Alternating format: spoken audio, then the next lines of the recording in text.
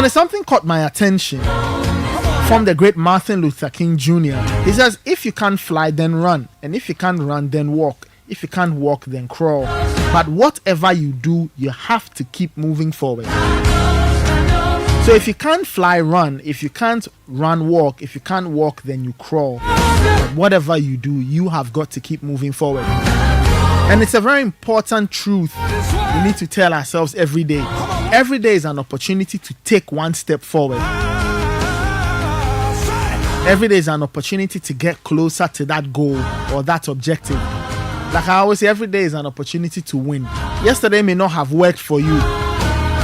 It doesn't mean you pause and stop and not do anything. The most important thing is to keep moving. As somebody once said, slow motion is better than no motion at all. So that's our business sense for a Tuesday morning. Proudly brought to us by ADB. ADB, the People's Bank. ADB, truly a Greek and more. Coming up next is the newspaper review. This is the Citi Breakfast Show, live on your dial 97.3 FM. We'll be right back. Don't go anywhere.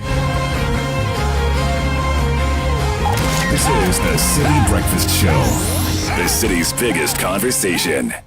We understand the excitement and preparations that comes when your child gains admission into senior high school. But we at the Agricultural Development Bank, ADB PLC, also understand the financial burden this comes with. The chop box, trunk, school mattress, you name it. That's why we have partnered with Prospectus Ghana Limited to offer financial support for parents by introducing the ADB Quick Purchase. With a smart loan of up to 20,000 Ghana cedis, you can pick up all the items on your child's prospectus for school. ADB PLC offers you a repayment plan of 12 months to relieve you of all that heavy financial burden. Every ADB customer who receives their salaries through the bank, military and police personnel, and all other workers on the Controller and Accountant General's payroll qualify for this facility. Walk into any ADB branch nationwide or any Prospectus Ghana Limited office near you to apply for the ADB Quick Purchase. Terms and conditions apply. ADB, the People's Bank. ADB, truly a Greek and more.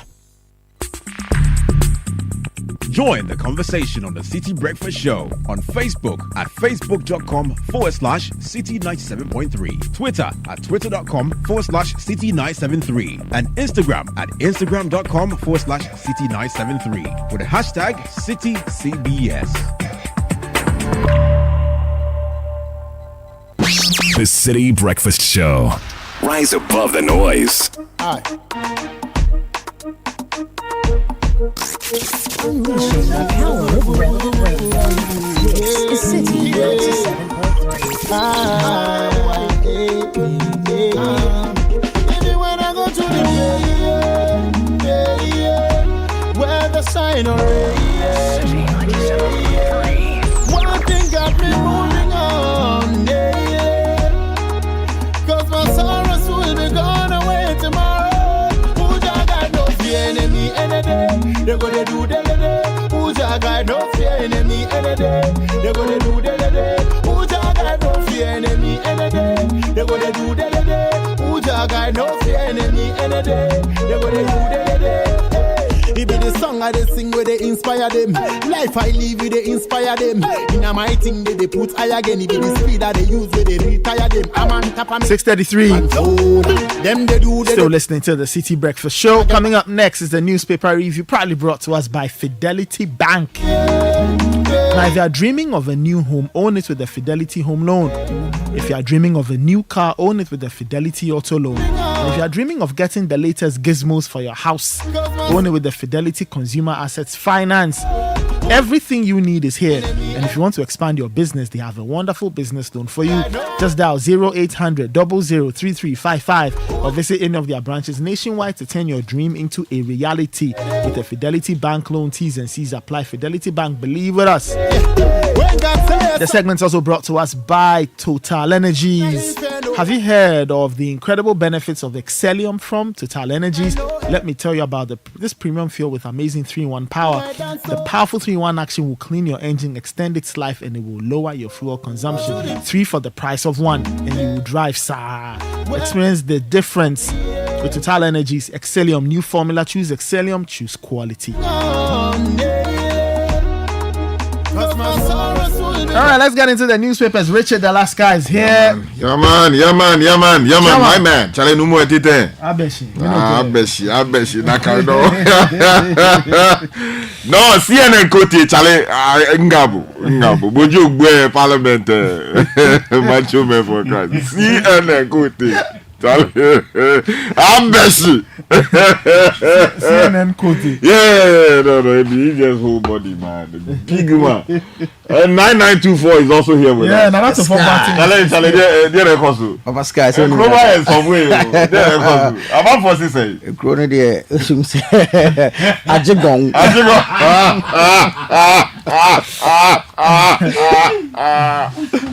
Oh, Chale. Charlie, bro. Yeah, say Masu na Mika, that is me boy.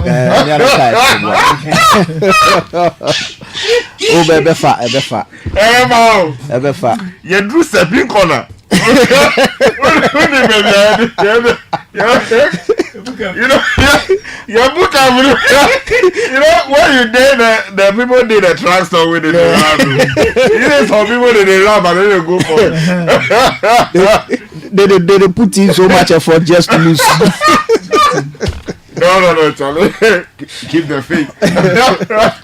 Good morning, people. Anyway. Yes. Yeah. So I have the daily graphic for this morning. Drought. And the government is outlining some 8 billion Ghana cedis in agric support. And they are providing 1,000 Ghana cedis per hectare in incentive to farmers. Also on the front page this morning, multi-billion cedi roads initiatives launched in Tamale. And then also President inaugurates Temamoto School Junction Road project. Is it different from it? So there's something also about the motorway they are doing. Yeah, the expansion project is also. This one is different. Great. The Chronicle newspaper is leading with a crime story. Says police smoke out East Legon robbers through intelligence-led operations. iPhone, Mercedes-Benz, Fortuner retrieved. Wow. Akufo-Addo breaks ground for 10-lane concrete Accra-Tema motorway project. Powerful. Yes. Government mobilizing $500 million to address food crisis. And we're going forward, not backwards. This is President Akufo-Addo speaking. Let me take you to the Daily Guide. The big story says police bust notorious car thieves, as you said, over 100,000 Ghana cedi. Okay, so listen, there are different things now. Police bust notorious car thieves. That's different. It's different, huh? Okay. No, it's the same story, but this over 100K That's is a different story. Card From applicants Yes. and approved. Okay. Oh, there's a different story. But the way they did it, that's what I was a bit confused. Okay, so over 100,000 Ghana card applicants and approved. I'm sure that's from the Public Accounts Committee yesterday. Also, government bans grain export. Again, we're told that we are facing a potential food crisis.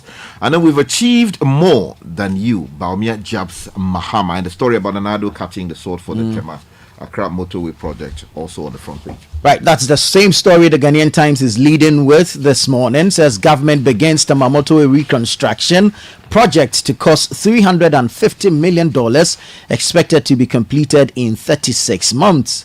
Yana hails government for dedication towards improving road infrastructure in northern region.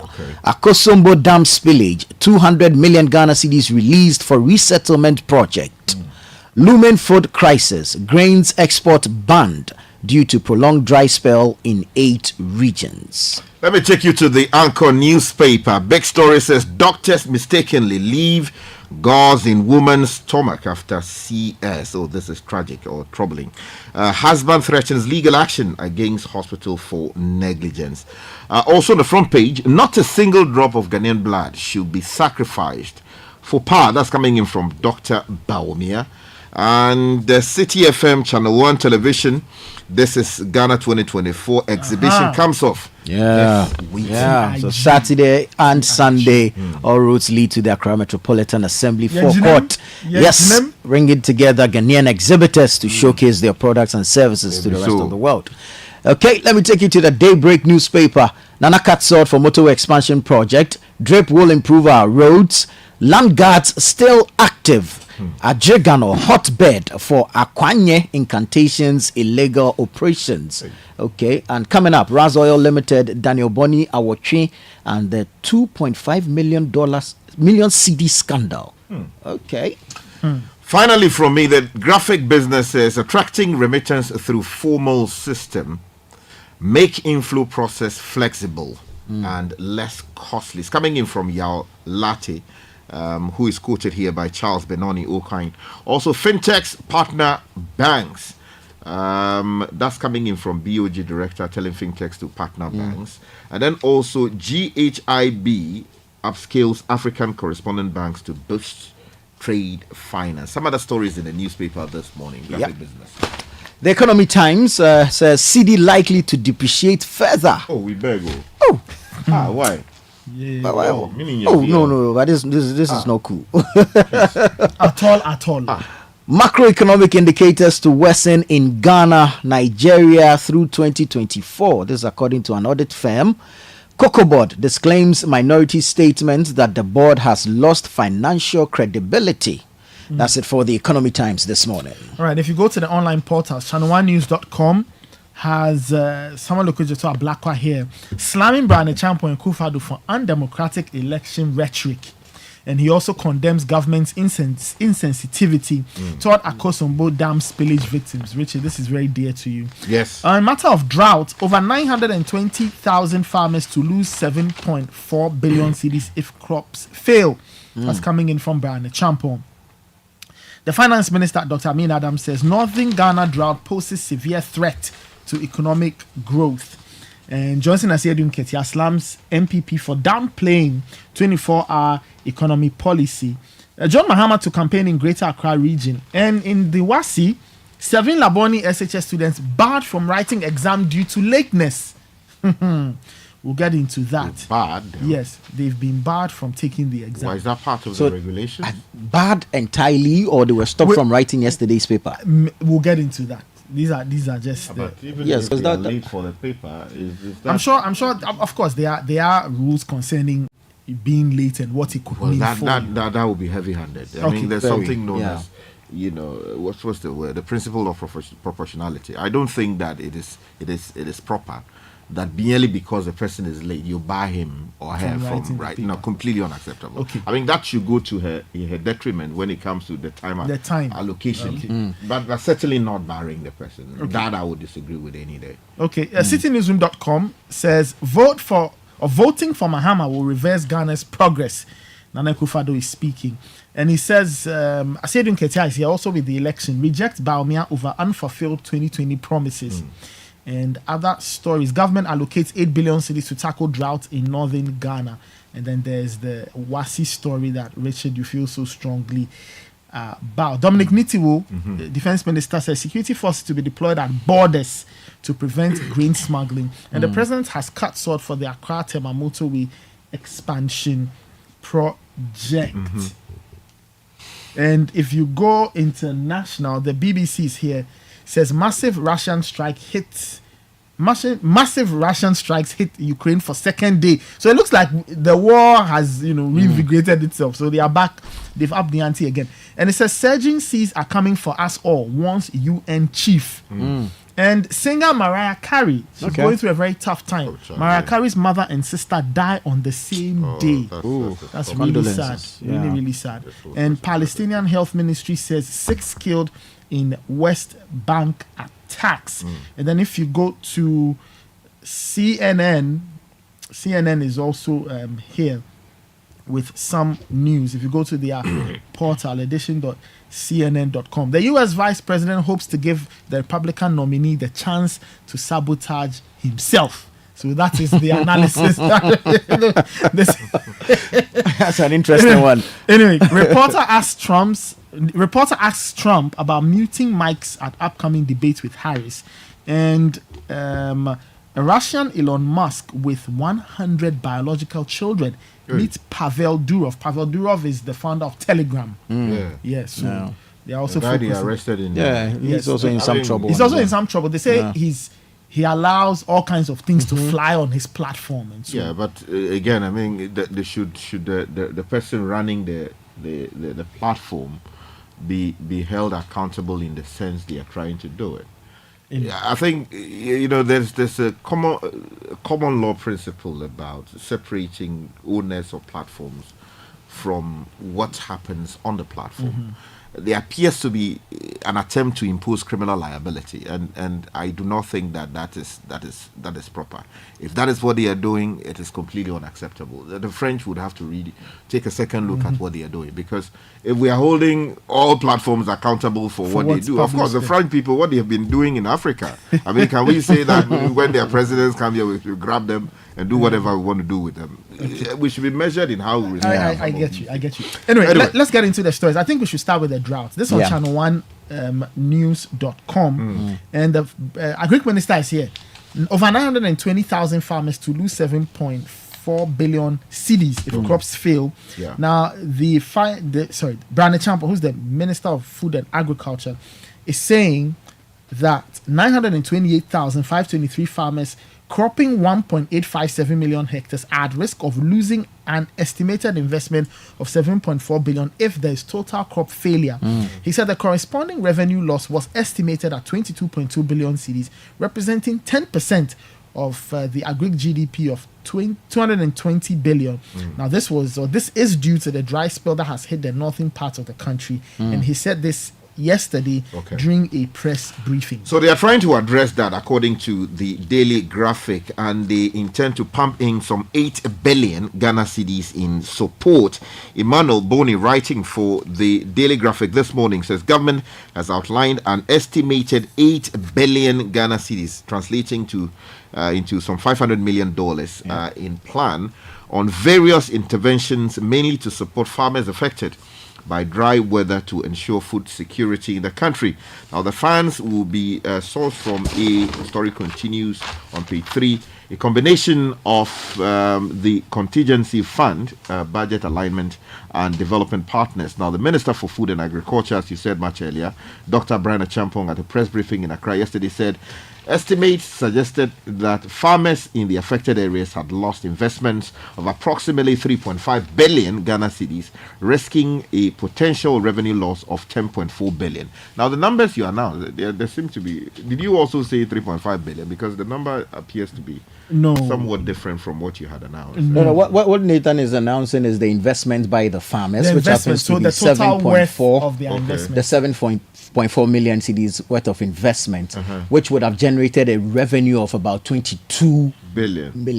Yes. But if the crops fail, this is what they are losing. This one, the graphic says farmers in the affected areas had lost investments of approximately 3.5 billion. Yes, so the 7.4 actually has to do with the preliminary reports and the figures that they are getting, but actual affected farmers are a reduced number, and their investments are about the 3.5 being reported by the graphic. Okay, that's fine. So we hope, it's a serious situation. Already food prices are high. We've been complaining about that for some time now. Recently, we're told that tomato prices were going down.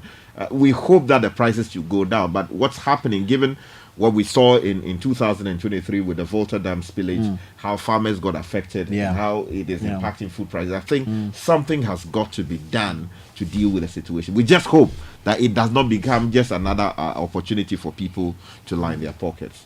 Right. Still on the same story, the Ghanaian Times is reporting that grains exports banned due to prolonged dry spell in 8 regions. This is one of the measures being implemented by the government to mitigate the impact of the dry spell. Take a paragraph or two. It says the government has placed a temporary ban on the export of grains, including rice, maize, and soya bean from the country with immediate effect. This is to forestall potential food crisis, which had become imminent as a result of the prolonged dry spells experienced in about 8 regions in the country. Now, addressing the media in Accra yesterday, the Minister for Agriculture, Dr. Brian Achampong, said the decision to place a temporary ban on the export of grains formed part of the raft of measures employed by the government to ensure the country did not run into food crisis. Okay, so let's take you to something else that the government is doing. If you go to page 11 of the Daily Graphic, President inaugurates Tamamoto with School Junction Road project. Now, Joshua Bediako Kumson, writing on page 11 of the Daily Graphic, says President Nana Addo Dankwa Akufo-Addo has inaugurated the 6-kilometer School Junction Temamoto Road project to enhance road infrastructure and improve economic activities in the Greater Accra region. Now, the dual carriageway, which was inaugurated yesterday, includes service lanes on both sides, a 1.60 kilometer stadium access road, Temamoto sleep roads, walkways, cycling lanes, and lay-bys to enhance safety and convenience for all road users. Now, the project, which was executed by Oswald Investments Limited, is intended to help reduce travel time, lower transportation costs, mitigate flooding, and enhance road safety in areas such as Ashaliboche, School Junction, and Boteman, leading to the motorway. Now, in some other story, we're told that the road, the Temamoto project proper, the sort for it has been cut by the president. Story is captured on page 3 of the Chronicle. Says Akufo-Addo breaks ground for 10-lane concrete Accra-Tema motorway project.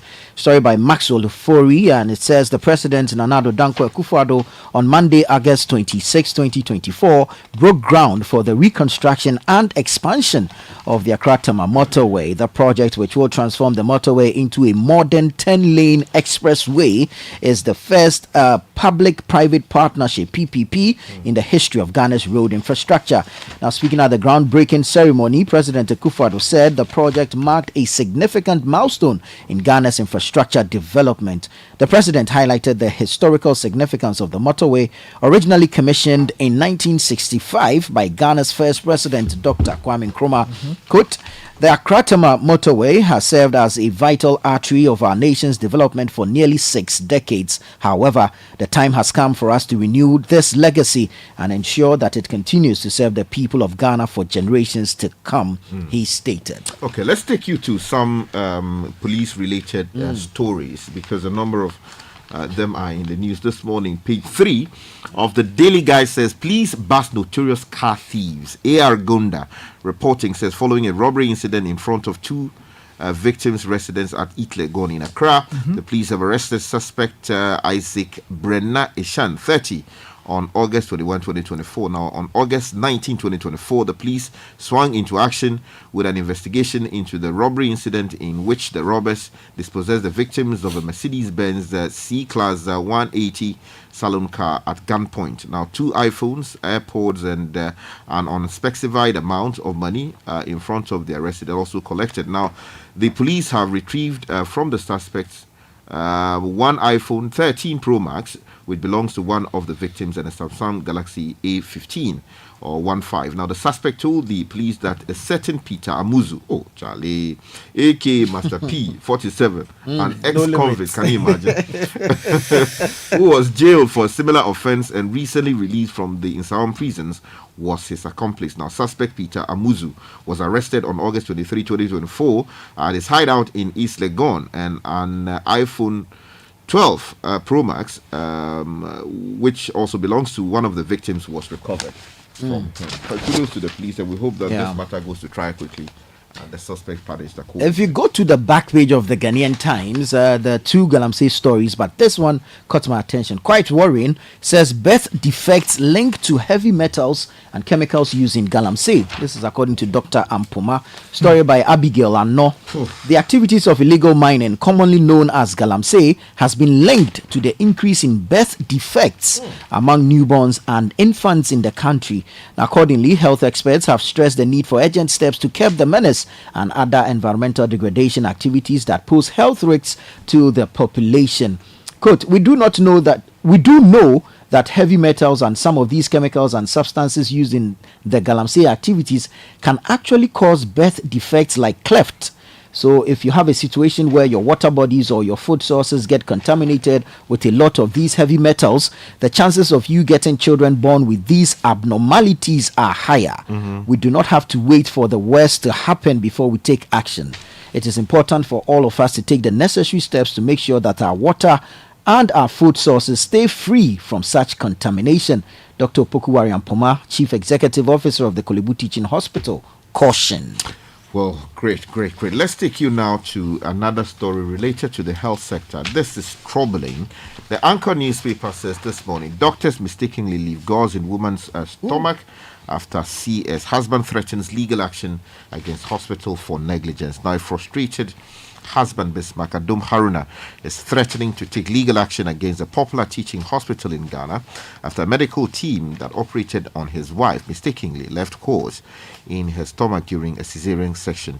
Now, according to the husband, the family only realized something terrible has gone wrong after his wife, who was discharged more than 5 days ago and stable, suddenly went unconscious with blood dripping from the cut where the CS was carried out. Now, he said she was hurriedly rushed to the hospital, where upon several scans and labs, it was discovered that they had left a foreign material, in this case gauze, in her stomach. Now, Bismarck, who sounded helpless, said all his entire savings had been spent, but his wife is still on admission since August 16, battling for her life. Now, the story goes on to give you further details. This is a particularly troubling development. Yeah. It's something that is happening often these days. Yes. I don't know whether it is as a result of sheer negligence on the part of the health workers who work on these patients, or sometimes they get tired and therefore, forget things that they were using. It is completely unacceptable. We hope that this matter can be investigated properly, and if there are people responsible, the law will take its course. Okay. All right, guys. I think we there's a final one on the Akosombo Dam spillage. Yes. Julius Yao Petechi, reporting for the Ghanaian Times, says 200 million Ghana cedis released for resettlement project. Now, the government has made available 200 million cedis for the resettlement of households in the tongue areas of the Volta region affected by the spillage of the Akosombo Dam, totaling 2,803 houses. The construction and resettlement of the affected persons in the north, 1,218, south, 650, and central, 935 districts in the first phase of the resettlement plan post the dam spillage. Before we go, though, if you go to page 4 of the Anchor newspaper, Citi FM and Channel 1 television, our This is Ghana 2024 exhibition is coming off this weekend. Big weekend. Yeah, big so weekend. if you want to know more about it, grab a copy of the Anchor newspaper and read the details for yourself. And also, to those of you who have called in to register, but you have not yet paid, if you don't complete the process, you are not coming there to exhibit anything. Exactly. So beyond putting your name on the book, you need to pay the money. So go to Citi FM, come to Citi FM here in Adabraka, or go to Tesano. Channel 1 TV. Channel 1 television is and pay the money. When you finish paying the money, it means that your name is now in the book of life. So you can come and market and sell it. You understand? All right, guys. Thank you so much. Thank you, Nathan. Newspaper review with Nanato Boateng and Richard Delasky. Coming up next is the Citi Business News. Oh, jump on now. Go. Google me. At what time will you come back where I don't hear the sound of your car? Why you buy new car? No, I don't change my car. It be the same, right? It be the fuel way I change. Way one shouts it. Ever since I started using the all-new Excellium Premium Fuel, fortified with 3-in-1 action. Oh, Joe, now my car they run like electric car. No, it's so. This is the type of fuel where they want to. Because now engine they cost. Where they want for way if I buy it, it go protect my engine. And with the small way I buy, I go drive, sir. Absolutely. It's like strapping a turbocharger to your engine and giving it a protector. And what they bust my mind, Seth, be the 3-in-1 action, no? Excellium, they prevent up to 99% of deposit. It be anti-wear, some be anti-corrosion. One pair way now open there. Hey, so where can I find this magical fuel? Just head over to any Total Energy service station and your car will thank you. Hey, then make a finish my gobe fast, then rush go Total Energies. My friend, but why your hand my gobe inside? I give you info. Make a fill the gobe too small. Go! Excellium is designed to protect your car engine, decrease fuel consumption, and lower CO2 emissions. Don't say fuel, say Excellium. Choose Excellium, choose quality.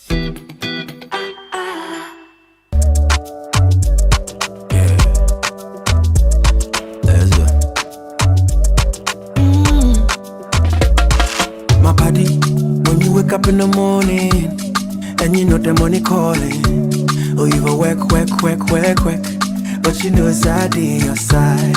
If I believe with us, if I hold my hand and believe, cause you know it's out in your side.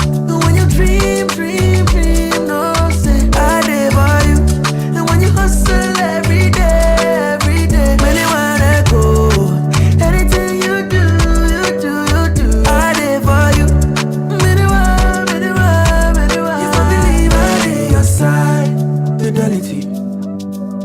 for believe with us. Fidelity. Oh, if I know I day your side. Fidelity.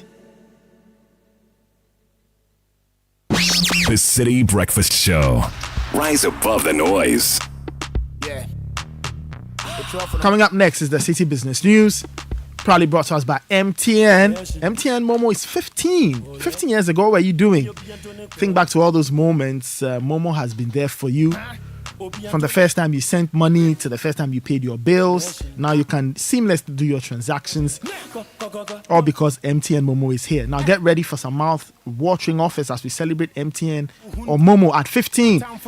So thank you, Ghana, for doing this with us. Download the My Momo app on the Play Store or the App Store and just Momo it everywhere you go. The business is also brought to us by Goyle. Goyle is giving you good energy. Goyle is bringing you the Super XP, the ideal choice for most vehicles. It's fortified with a special additive that gives longevity to your engine, makes your engine perform to the max, and it uses minimal fuel and is suitable for most vehicles. Goyle XP.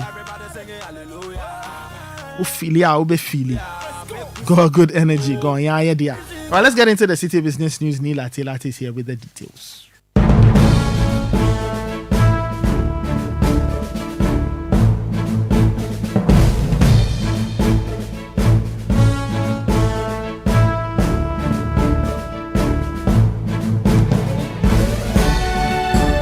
Hello there, welcome to the breakfast edition of Citi Business News on 97.3 Citi FM. This bulletin is proudly brought to you by MTN, Goyle and Access Bank. Coming up this morning, Ghana's food insecurity brought on by the drought in the northern part of the country will soon be over. That's the assurance from government after securing 5 out of the 8 billion cedis to help tackle the crisis. Also, commercial banks in the country ask loan defaulters to repay their credit facilities to help minimize the rising non-performing loans and its impact on the sector. Later in the bulletin, importers demand continuous engagement for the smooth implementation of the new Ghana Shippers Authority law.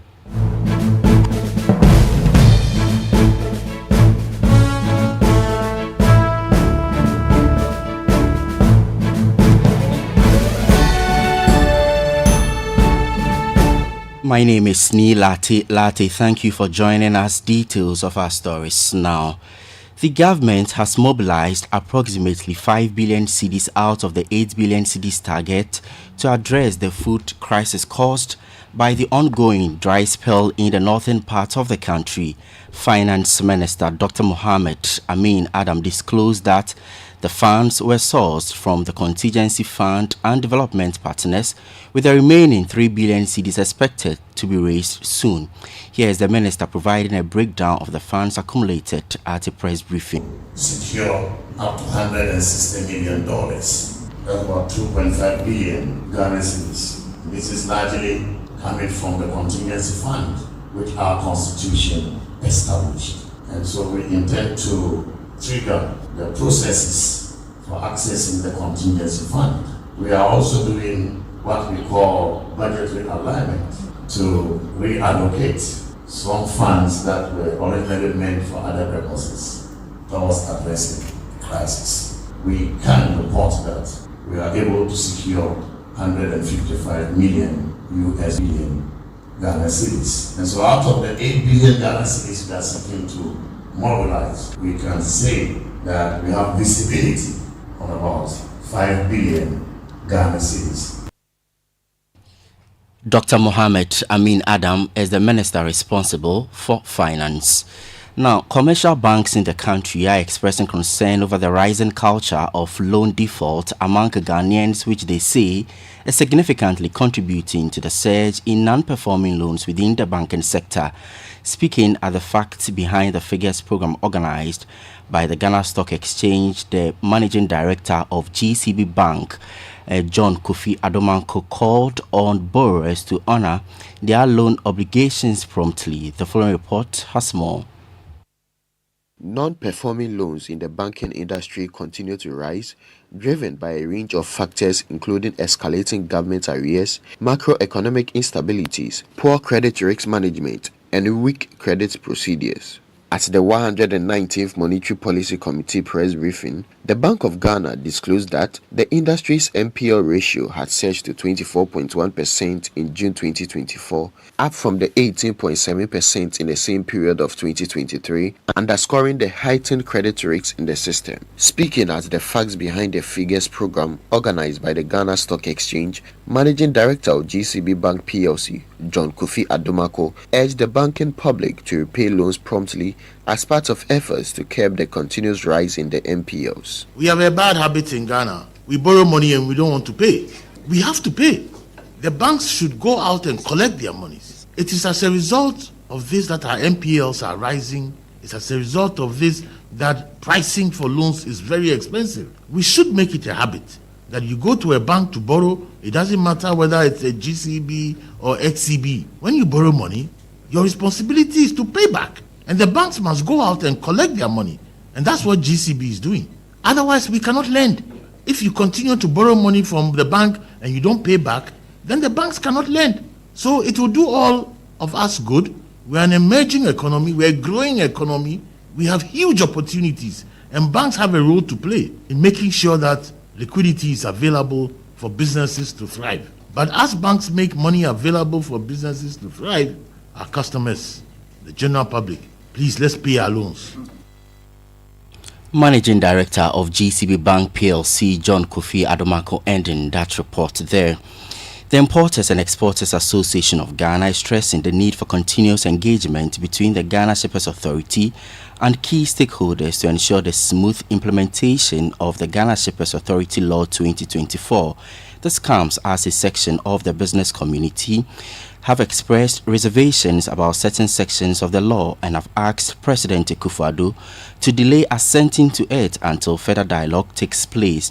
In an interview with Citi Business News, the Executive Secretary of the association, Samson Asaki Awingobet, explained that the new GSA law is a significant step towards enhancing transparency and efficiency within the shipping and logistics industry.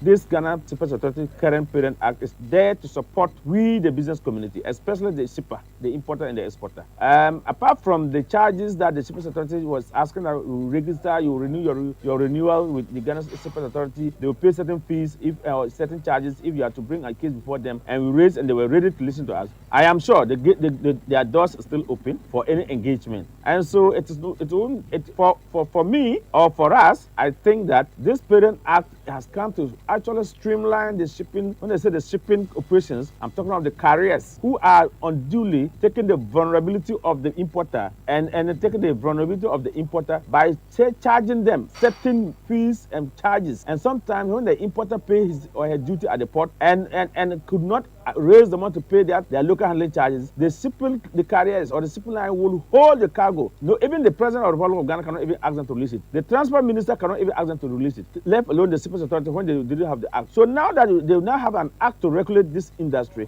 I am wholly prepared. Samson Asaki Awingobet is Executive Secretary of the Importers and Exporters Association of Ghana. Meantime, owners of small and medium-sized enterprises are asking for more clarity from the New Patriotic Party regarding the establishment of the SME Bank. The Vice President and flag bearer of the party, Dr. Mahamudu Bawumia, announced that if elected president, he will set up an SME Bank to address the specific financing needs of small and medium enterprises, which employ over 80% of the total population. He has said that this will enhance growth, boost the economy, and also help create jobs.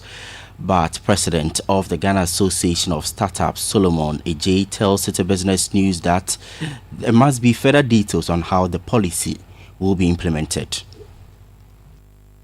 How would the bank be financed? Who and who qualifies to assess what facility at the bank? Is this the SME bank going to be a banking structure like the one that BBG is operating with, whereas it is going to provide some kind of security as a backup security for SMEs when I get facilities from the other commercial banks, or this SME bank is going to be a commercial bank itself? What we should get primarily should not be a commercial bank for SMEs, but something that provides more like a guarantee that when we as SMEs or startups can access financial instruments from the commercial banks, something that will be like maybe bridge the gap of de-risking the risk that the other commercial banks see. But then you rely on the SME bank facility as collateral or as a security. That was President of the Ghana Association of Startups, Solomon Ejay there. The outlook for the Ghanaian economy remains favorable in the short to medium term. That's the assertion by professional services firm Deloitte. However, the firm indicates in its West Africa economic outlook that there are downside risks emanating from the forthcoming general elections in December. It says that high inflation and elevated interest rates continue to weigh down on private consumption and investment spending in 2024. In addition, the professional services firm said mining output is estimated to rise, supported by increased output from the recommissioned Bibiani gold mine and production from the Hafo North gold mine. It also indicated that the country's cocoa output, one of the main drivers of the economy, will encounter volatility as a result of climatic conditions, smuggling, diseases, and global commodity price fluctuations.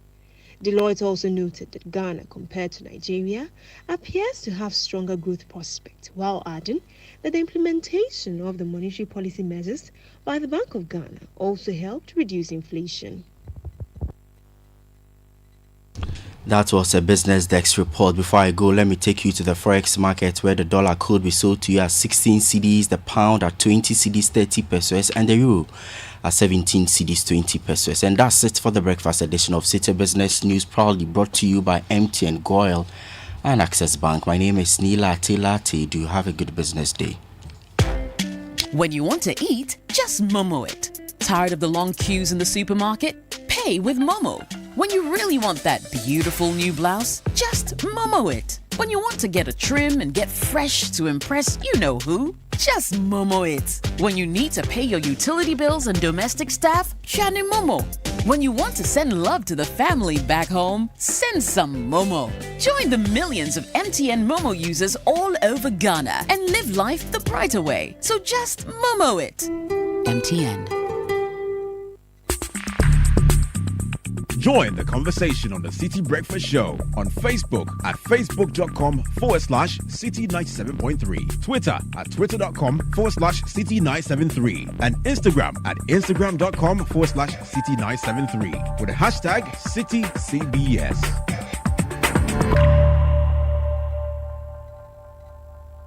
This is the Citi Breakfast Show, the city's biggest conversation. The Citi Breakfast Show. Rise above the noise. Anchovy. Oh, sure.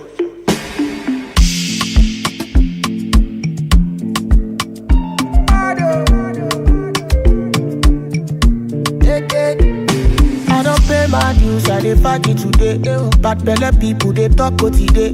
Which kind cruise you want put me today? Your 8 no be 8 if you 8 your way. You know catch your dick, you dey buy Panadol. 12:57. Kickoff is coming your way. Gabby Affairs here already. Kickoff is brought to you by Lesheho and Zonda. Lesheho says if you're ready to power up your finances and unlock your path to prosperity, if you want to watch your investment grow with confidence, we are the ones for you. Lesheho Fixed Deposit Solution is all you need. You're not just investing, you're making your money work harder for you so you can watch your wealth grow. So don't settle for average returns. Join the investment revolution with Fixed Deposit Solutions. Call us now 02700 4799. Send us WhatsApp on 02700 4733. Invest wisely, let's share whole, let's improve life. And Zonda Ghana Limited, your one-stop shop for quality trucks such as Shantui, bulldozers, excavators, graders, payloaders, rollers. TX trucks and oil tanks are all made and assembled right here in Ghana. At Zonda Ghana Limited, we do not only create opportunities and empower people, we also provide top-notch after-sales services for all of your heavy and light-duty trucks and machinery needs. We have 7 branches around the country, and our head office is off the Temaplau Road, close to the free zones in Tema. So call us now 050-177-2222 or 050-177-3333. Zonda, built in Ghana, building Ghana.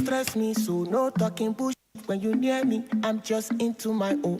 This is the Citi Breakfast Show, the city's biggest conversation.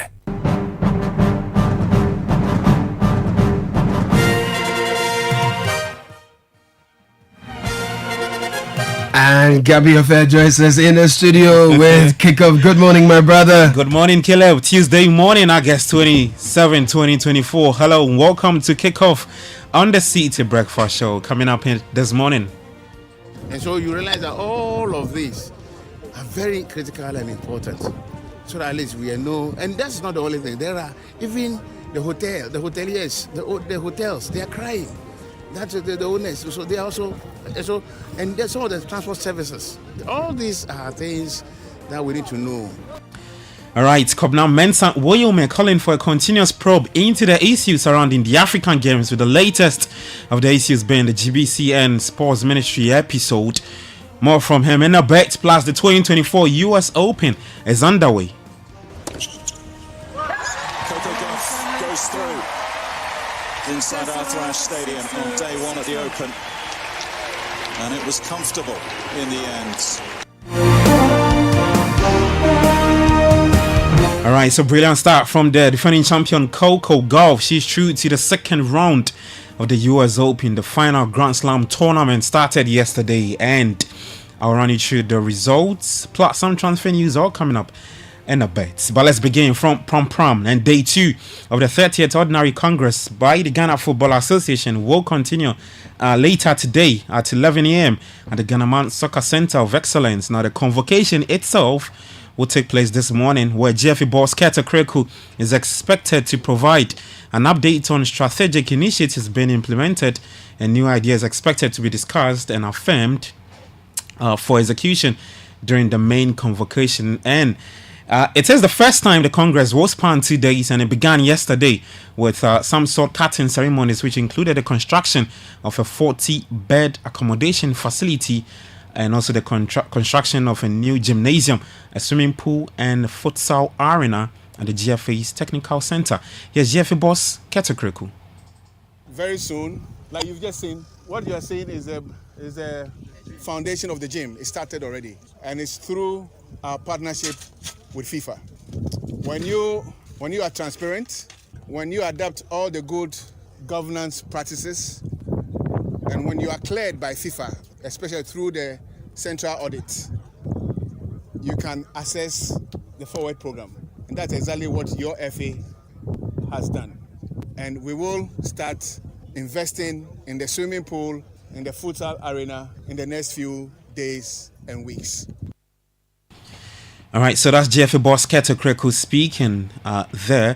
We stay in Prom and we hear from the director of the Ghana Soccer Center of Excellence, Winifred Maudeku, speaking on the importance of maintaining these new facilities. By and large, I'll say that we've done some work, but I'm never satisfied until we get somewhere to a level where it's appreciable. This one was just a renovation works that were done. I think that there will be new constructions that will go on. Our problem has always been maintenance. And so if we continue to maintain what we have, then we can use it for a very long time. And so I think we've done some work on the old facility. I'm looking forward to new ones and keeping it in a good and appreciable standard. What percentage have we got into now? With the renovation works, we are almost done. I'll say that we are about 90% done. Yes, there are a few touches that has to be completed, and so that's still ongoing after today. All right, so that's Winifred Maudeku. She's the GFA's director for the Ghana Soccer Center of Excellence speaking there. Well, the main action will take place later today at 11 a.m. and that's the main convocation at the Ghana Soccer Center of Excellence. And key amongst the things to be discussed is the strategic elements of Phase 2 of the GFA's agenda of fixing the fundamentals of Ghana football. Away from that, Chairman of the Parliament Select Committee on Youth, Sport and Tourism, Kobna Mensah Woyome, has stated that the committee will continue to seek a detailed breakdown of the expenses for the 13th African Games. He was at a sword cutting ceremony at the Ghana Soccer Center of Excellence yesterday, organized by the GFA.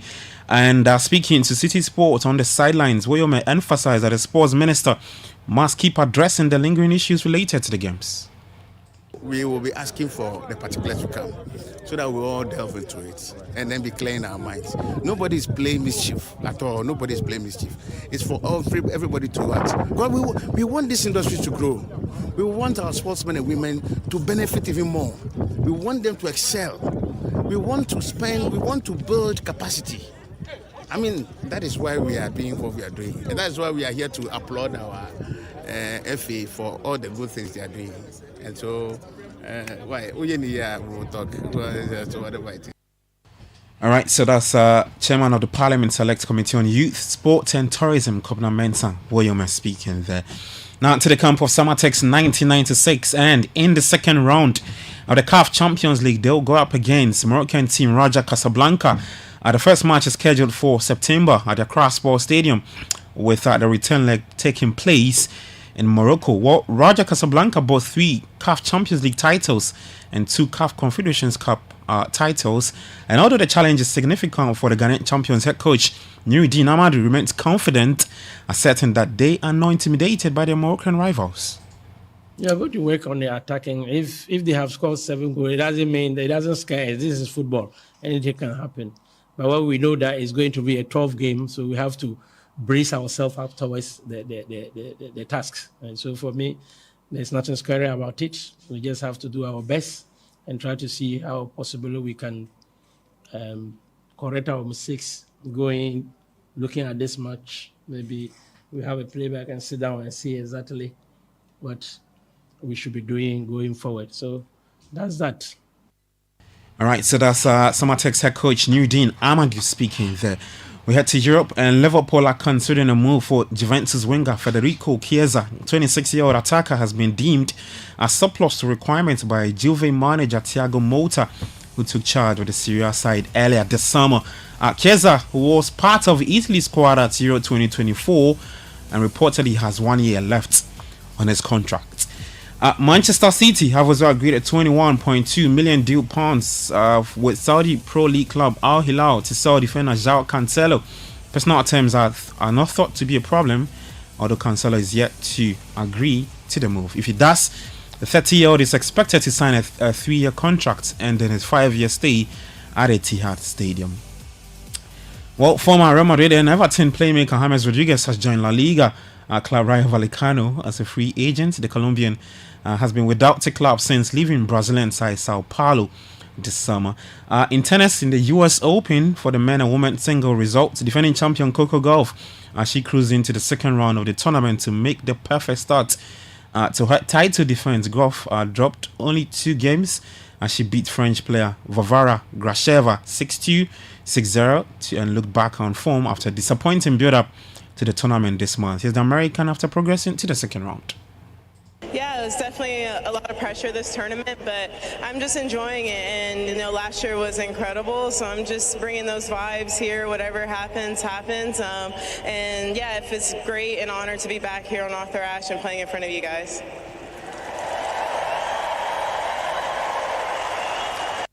All right, so that's USA's Coco Gauff speaking there. There were also wins for Arina Sabalenka, Belgium's Elise Mertens, USA's Madison Keys, and Spain's Paulo Badosa have all progressed to the second round. Later today, Naomi Osaka will be in action as she's up against Jelena Ostapenko. Well, in the men's singles, Novak Djokovic also began his bid for a record 25th Grand Slam title with a straightforward win over Radu Albot in the first round. Djokovic won 6-2, 6-4 in his first match since claiming the Olympic gold 23 days ago. I didn't get a chance to see the video. I was too late, but thank you very much. It's the biggest stadium, definitely the loudest stadium that we have in the history of our sport, and the night sessions are best in the world here in Arthur Ashe. Ever since the roof was introduced, I think it became even louder. Electric atmosphere, incredible energy, and obviously with some new rules of this year that the crowd is able to move around. There's a lot of things happening on the court, and. All right, so that's the defending champion Novak Djokovic speaking there. He's through to the second round of the US Open. Later today, Carlos Alcaraz will face Australia's League 2, and Italy's Yannick Sinner is up against Mackenzie McDonald of the USA. There's more tennis talk later at 5 p.m. when Sports Flash returns on the traffic cover. In the meantime, kindly log on to citisportsonline.com for more updates. Kickoff is proudly brought to you by Shell, Lesheho, and Zonda G. My name is Gabriel Fair. Enjoy the rest of your day. Do take care and bye-bye.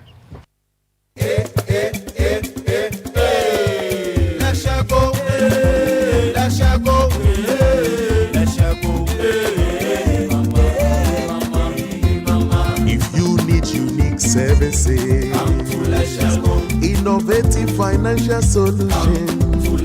We deliver on our promise, cause we are number one. Let's share go, we improve your life.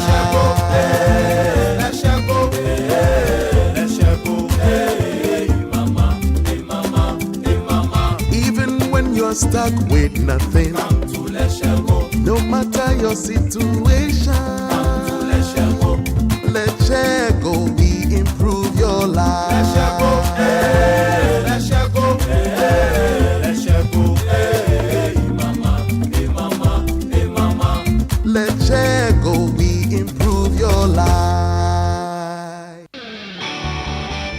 In a world where only the best survives, you need a fuel that can match your drive.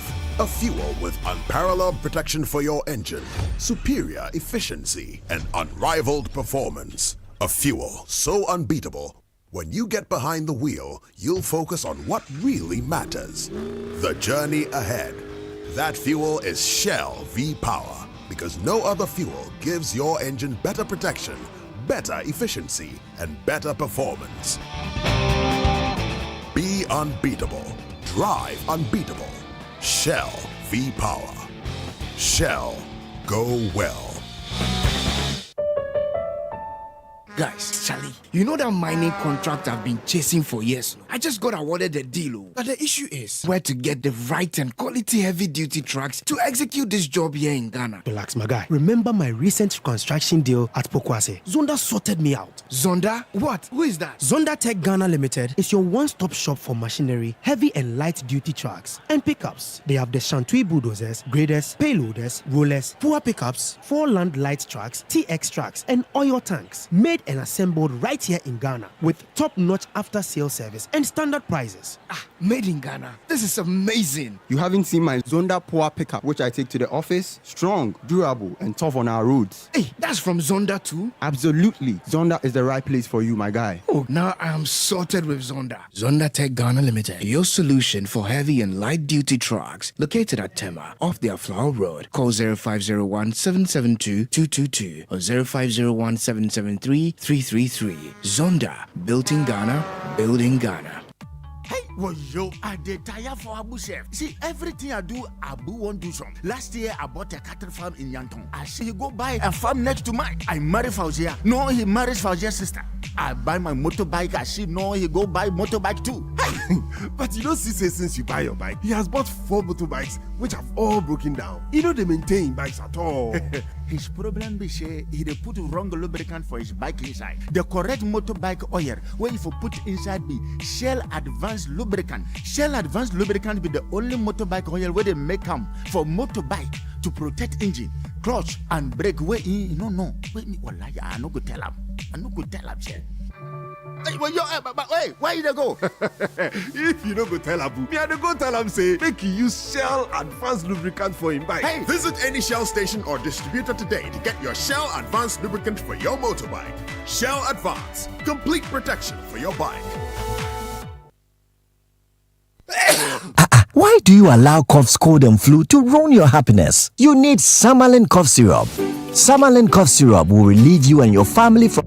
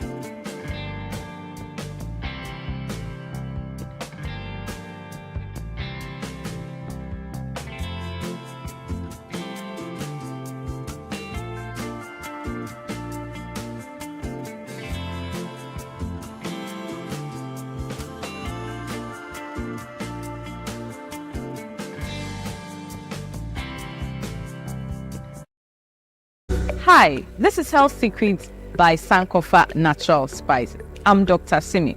Garlic is a nutrient-rich food known for centuries for its culinary, medicinal, and even spiritual properties. Garlic is a good source of vitamin C, vitamin B6, manganese, potassium, and fiber. Garlic has been linked to several health potential benefits such as reducing blood pressure, lowering body cholesterol, improving heart health, boosting the immune system, reducing the risk of blood clot development. Remember to consume garlic in moderation, as it may lead to bad breath, stomach ulcers, and even allergic reaction. Let's talk soon. Choose Sankofa Ginger and Garlic Spices. Sankofa Natural Spices are made in Ghana with only natural ingredients with your health in mind. DDE. The Health and Nutrition segment was brought to you by Sankofa Natural Spices.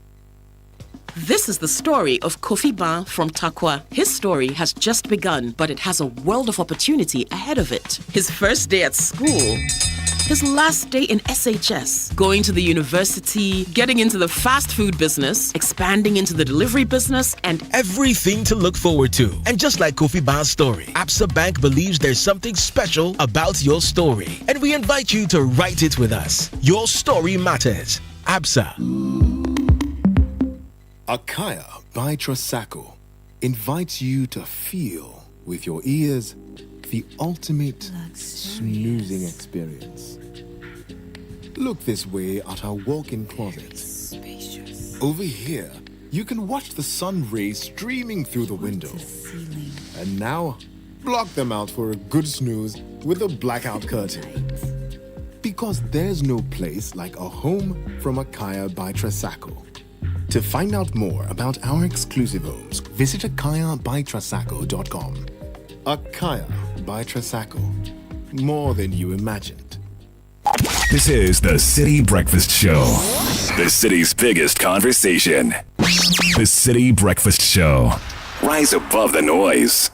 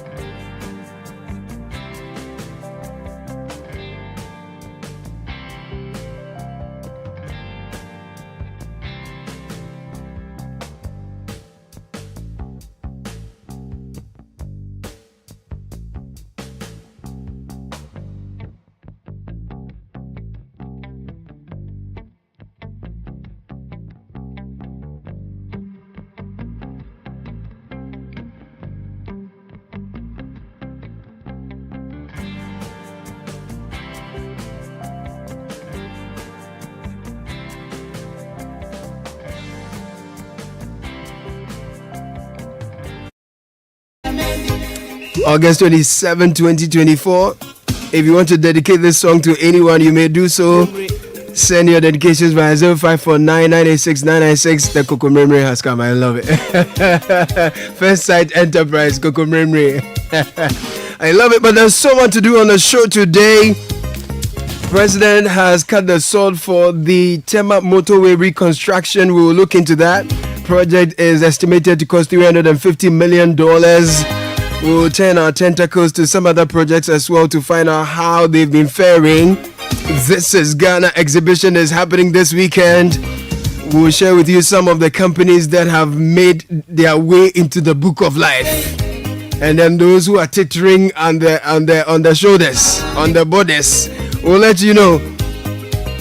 But then also there's a very serious issue we have at hand that has caused the Agric Ministry to announce a raft of measures. Recall we've been on the dry spell. The northern part and some parts of the middle belt has recorded over the period. 2 months of no rains has led to a lot of crops failing to yield. They've withered. And so the ministry has announced a raft of measures, including ban on grain export and many other things. We'll be bringing you details of all of that. But on the road issue, if you want me to know the status of the roads or any road project in your neighborhood, you can share the status of your roads with me on this number 0549986996, 0549986996.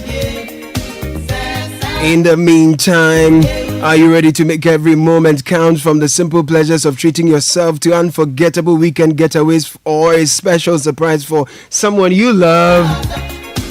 You can have the perfect companion. Stanbic cards are there for those fulfilling moments that make you go like, yes. This is it. Talk to Stanbic 0302-815-789 on our socials at Stanbic Bank GH. Visit stanbicbank.com.gh to learn more. And if you're dreaming of Dubai, make it a reality with Global Wings Travel and Tours. Join us for a 6-day all-inclusive tour from 5th to 11th August 2024 and then 15th to 21st September 2024. You get to experience the best of Dubai, from our iconic landmarks to every luxurious accommodation we have for you. It's an all-inclusive package, so talk to Global Wings now. Call or WhatsApp them on 0553-688-398 or 0550-188-181. Listen, if you're thinking of a British degree at a fraction of the cost, you want a vibrant student experience in a community that equips you with useful employability, you're thinking of all these plus up to 50% scholarship for your degree at Lancaster University, Ghana. That's where it happens. You'll be taught by the finest faculty trained in UK standard. For more information, call us on 020-960-7008. 020-960-7008. Visit us www.lancaster.edu.gh. You can also email us at admissions@lancaster.edu.gh. Lancaster University, Ghana, the only British university campus in West Africa.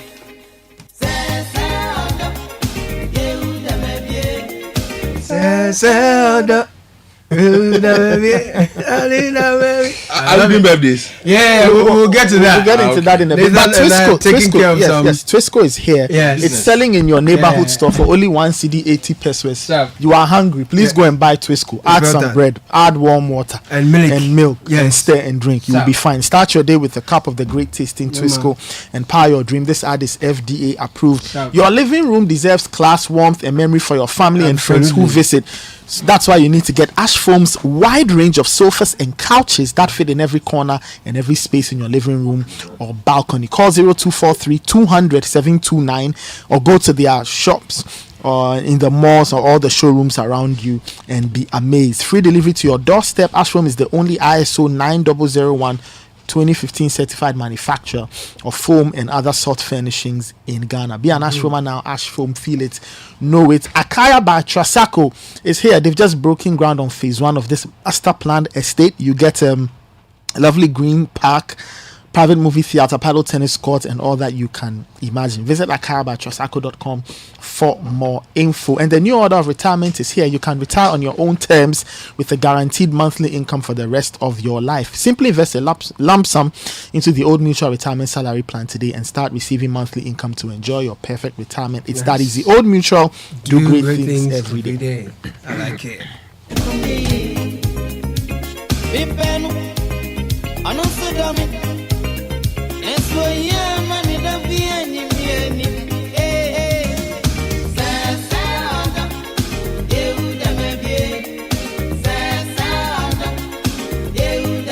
This is a good song for some dedications, girlfriend. Oh yes, it's an amazing song for some dedications. Yes. Tell me about it. What's happening? Okay. Oh, okay. So this one says, good morning. Good morning. Kindly wish my husband, Ohene Bampo Brenya of Happy FM. Ohene Bampo Brenya. He is the host of their morning show, the sports morning show at Happy FM. Okay. He's a big man. He's a big man. He does secondary Azakers too on the side. No, Ohene, you're a big man. Kindly wish my husband, Ohene Bampo Brenya of Happy FM, a blessed birthday. He has been an amazing husband and father to me and the kids. We are all grateful to God for his life. From Jean Vera Bampo Brenya. Nice one. Hey, don't call me today. I beg you. Oh man, that's a good one. So if you have some dedications, this one says, happy birthday to the uncle who has always been a source of strength and joy in our family. Here's to a year filled with happiness and love. God bless you. Happy birthday to Fred Boche. And this is coming from Austin Boche in Koforigia. Good morning, City CBS from Herbert Kpakpo Laye. A happy birthday to Rita Akos, and son of the Bank of Ghana, and Edward Akwe Laye of Vanguard Assurance. May God bless him so much. The both of them, actually. I wish to dedicate the song to my lovely daughter, Michelle Adum Kunedu Siapim. Michelle Adum Kunedu Siapim. I love your name. Happy belated birthday. I wish you the best and enjoy your days as they come. This is from your dad, Kofi Tre at Ofankor.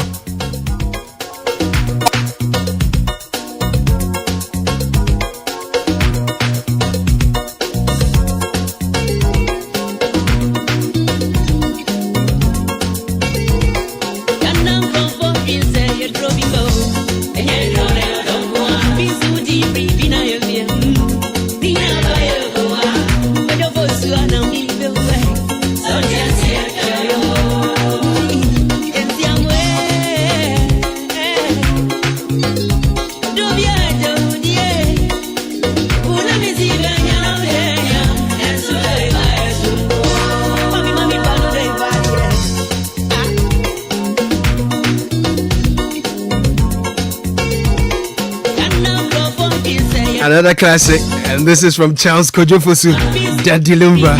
It's a special dedication going out to Abednego Azaria Sewu. He's sales manager, bank insurance. Happy birthday to you. No, this morning, Fafali wanted to show me that she's aging. But I said, believe in God. You know, Fafali dropped me at no parking. But you know, God came through and we managed to arrive safely. So yeah, thank you, Nathan, for starting the morning. I love the business sense. Yesterday though, Sky, I drove on the School Junction Botema Road. Yeah, you were moving forward. I took a drive on the School Junction Botema Road. You were moving forward. And I said, no, this is Ghana. You were moving forward. No, this is Ghana. Maybe so. No, it is a proper road. It's a have you been there? Yes, I was there. Right now they have fixed the street lights. They have done the road markings, traffic lights, and then the president commissioned it yesterday. I see. So it's open to traffic. I see. Beautiful. It's such a good work done, and there was not a single Obroni hand in that particular. Oh, it was done by Oswald Investment. Oh yes. I mean, local, contractors. I'm telling you. Oh, beautiful work. I went there, I think about a month ago to see a client on that corridor. It's I think it's a road that on a fine weekend you logo the children into the car and just drive roll down the grass and you just drive them. Tell them this one. I mean, the beautiful thing is made by Ghana. You see the greenery around. Oh, bro. Neem trees, just growing and all of that. It's a good one. It's a beautiful space and great work. Kudos to the government for having the foresight to be able to do that, and then also the sports facilities that they've built in the space. I mean, that should open up that particular corridor for all kinds of things. We are well aware of the encroachment of state lands in that space, which completely is unacceptable, and the state should do something about it. But it is important that we open up Accra in many areas. The quality of road done there, we hope that it would endure, and that for many years to come we will not have to spend so much money having to repair the roads. That's true. Of course, there will be wear and tear, but we hope that it will take a long time for us to actually continue to enjoy what we have there. And we should build a lot more. Yes, it's also good news we're hearing that the president has broken ground for the motorway expansion project. That is also a great one. We've been hearing about this for a long time now. But the only fear I have is that we hope that it does not become one of those projects where we cut the sword and then we go to sleep. Yeah. We must see action. The people who have encroached the spaces that will be used for this particular project, we need to relocate them as soon as possible. It's a good one. We'll be talking to the ministry to find out how they'll deal with this. Talk to them about the money issues and the technical details about the project. But then, so we'll delve into that a bit later this morning. It's a big conversation on our table this morning. But we're just celebrating a Ghanaian, service delivery, top-notch quality. I'm talking about the school junction, Botema Road. You need to use that. But this is Ghana. This is Ghana exhibition. It's happening this weekend. This is Ghana exhibition is happening this weekend. Road, What has happened to it? Have you been there? You need to see it. Who did it? Oswald Investment. Yeah. Oswald. Oswald again. I don't understand this one. You continue. But I have the list of the companies that have made it to This is Ghana Book of Life. Yeah. Before you do that, though, let me again draw the attention of listeners to page 4 of the Anchor. What is there? They have a story about what we are all talking about. The This is Ghana exhibition. 2024. And it says Citi FM Channel 1 TV. This is Ghana 2024 exhibition comes up this weekend. Now, let me just read some excerpts of it. It says, are you a budding entrepreneur, an innovative thinker, or simply passionate about everything made in Ghana? I am. Now, then, mark your calendars for the biggest, boldest, and most exciting event of the year. This is Ghana 2024. Now, it is organized by Channel 1 Television and Citi FM, and this year's trade exhibition is set to take place at the forecourt of the Accra Metropolitan Assembly on August 31 and September 1, 2024. Now, that's the 5th edition of the highly anticipated event. This is Ghana 2024. It promises to be the bigger, better, and bolder one compared to previous ones. Now, it goes on to say what's in store. Now, imagine 2 days packed with creativity, innovation, and entrepreneurship, all under one roof. From fresh tech startups and fashion-forward designs to groundbreaking local food and meals and eco-friendly products. This is Ghana 2024 is your one-stop shop for everything proudly Ghanaian. So what we are basically saying is that over the last 5 years or so, we've provided a beautiful platform for people who are in the creative space, people who are building things with their hands.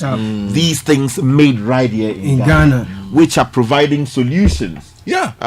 For you people who may want to, if you like, new clothes to wear. If you have a space that you want to properly design in a way, and you need somebody to do that for you, curtains that people are doing here in Ghana. If you have those, the atomo and things that they package nicely. Beautiful package. And then the Koa natural thing that I was talking to you about. These are solutions that Ghanaians are providing here in Ghana. And as a station or as two stations, we have over the years provided a platform for these people to come and market their offerings to the Ghanaian people. And of course, people sometimes come from across the country, beyond the country to come and observe and also to taste and also to buy these things. And then also there's also repeat business. So what we are saying is that if you are interested in the solutions that Ghanaians provide to various problems, why not come? First of all, you can come in there as a person who is coming to exhibit. So if you offer these solutions, it could be in the software space, it could be in the space of security, it could be in the food space, not the food that you eat there, the one that the nicely packaged one and all of that. you should call us and register. Absolutely. We are aware that some people have called and registered, Yes. but they have not put their money behind. Their names are not in the book of Yeah, life. that's right. They have not put their money behind the registration process. So the process is not complete. Yeah. What we are saying is that if you have done that, you are one of those people. Drive into Citi FM or drive to Channel 1 television station offices at Tesano. Yes. And make sure that you complete the process and fulfill all righteousness. It's very important. After which your name will be in the book of life. Absolutely. And on the 2 days that we have earmarked properly, You for receive this your event. crowns of life. Exactly. And you'll be blessed appropriately. Excellent. And you will be celebrated to the glory of God. Super. And in addition to this, yes, go for it, please. I'm excited about two things. You know, I recently did some small projects that I have committed to outfitting with purely Ghana. Wonderful. Made in Ghana fittings. Wonderful. And it's been a struggle. Oh, sir. So I am particularly looking forward. We're looking for answers to this one so that I can find, because I know they will be there. All my problems will be solved. Every Ghanaian solution. This weekend, all my problems will be Just solved. bring all your problems to This Is Ghana, and your life will never be the same. Hallelujah. Because I really wanted to do that Right. as a commitment to the Ghanaian cause. The Ghanaian cause. And also because some of the things are really cool. So when I moved into a building by myself for the Right. first time, Aish. and I needed to buy furniture Right. at the time, Right. and I was like, I didn't have too much money, but people need to sit, So I went around, checked the prices of sofas and all those things. They were the imported Italy. So I ended up at if you are going towards, so where David Ampofo's office is, that corner. Some people make some cane chairs. Yeah. So I ended up there, and spoke to them about the issues. They're like, "Oh, we can do A, B, C, and D." So basically, for around that time, about 4,000 or 5,000 Ghana cedis at the time, and those days. But I'm just saying, I got a lot of things that were made in Ghana, and they were quality, and they lasted a very long time. I didn't have problems with it, also because with cane, you don't have to at all, the dust off, repolish as the case as it goes on. So I'm in that dilemma again, and this weekend, all your problems will be solved. I want people to solve my problems. I say, bring all your daddy to This Is Ghana, and your life will never be the same. Amen. Shout hallelujah. It's interesting how there are so many solutions that the other time I did not know that there was a hybrid AC made in Ghana. What? Yeah, hybrid AC. Yes, solar and electric, and it's made right here. Yeah. Oh, nice. Oh, now I'm excited. Yeah, you see, I'm excited. You see? It's a solution that can solve a problem. So there are a lot of things that Ghanaians are making that we don't know about. And that's what is always unique about that This Is Ghana, because you go there and then you chance upon something like, what? This is here. So it's a program people should not miss, because you miss out, and then what I don't like is the people call you after and they're like, "Oh, I heard that." No. Just should be there. Show up and sit and buy it. Yes. And also this year, I'm happy about the other side, the seminars. Yes. We've always done the seminars, but some really, really exciting topics. You So have for the instance, topics, right? on the 31st of August, for instance, and this is happening at the Accra Metropolitan Assembly, the four courts. This one is between 3 p.m. and 5 p.m. Digital sales and marketing to increase revenue. This one, every business in Ghana needs to, because most businesses have not evolved into this, into digital sales and marketing and how to monetize it. The monetization is one of the most difficult next things. level. There are very few people in this country who have been able to crack that code of how to monetize properly content, digitally. So digital sales and marketing, I'm sure there's a lot to learn now to increase revenue. Now on the same 31st at 11 a.m. that's before, so this is the first session. You have packaging your product for the export market. I love it. This is important because you see, as the people have been promising us plenty things in the manifesto, we need the currency to level. The most important thing, the currency to level. This is part of that solution. You know, so packaging your product for the export market.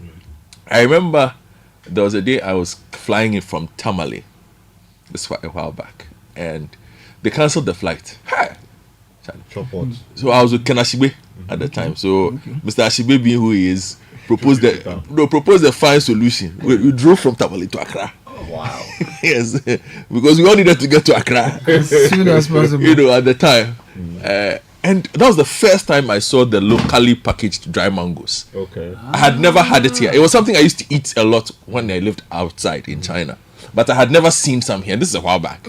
You know, the packaging was not the best at the time. But the content was good. It was good, of course. Yeah. Now, a month ago, our colleague Kojo, you know, Kojo, yes, was at an event. Formerly of this parish. Was at an event, and he sent me a photo of dried mangoes. The packaging, and it was exciting. And you can see the evolution from what it was then to what it is now. That package is ready for export. I tell you. So on the 31st, you show up for that one. Now on the 1st, 11 a.m. to 1 p.m. There's another seminar. This one is important, especially in this economy. I'm telling you. I'm telling you.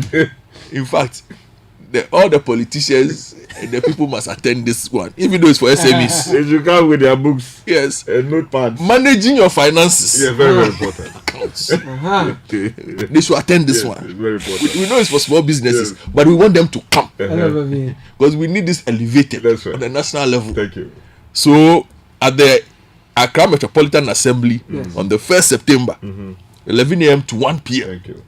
We are discussing managing your finances and accounts as a business. But the business known as Ghana too is included. So, and then later that same day, from 3 to 5. 3 to 5. Yes. Sky. We are digging. What's happening? How to access opportunities in the oil and gas industry. Wow, that's beautiful. As an SME.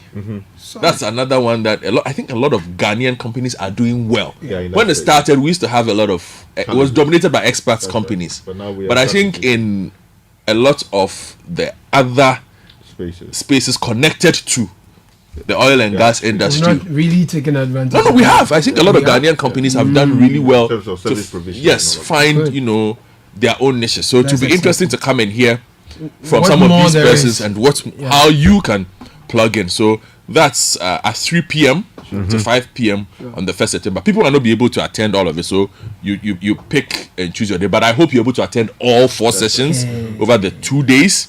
Now, registration fee for each seminar is 200 cedis. Simple. Fufu. Yes. Easy. No, 200. Yes, so it's 200 cedis. That's what it is. So acquire knowledge. Yeah. Yes. Very important. To register. Later, yes. To register. Later this morning. That's for the seminar. That's for the seminar. I'm talking about the seminar. But the exhibition is free. Yes. Exhibition is free. Entry is free. Just come in and then do business. Go and see what you want. Shop for your solutions. Exhibition. No, let's clarify. Calm down. Okay. Clarify for visitors. Yes. If you're an exhibitor, by now you know. That's the point.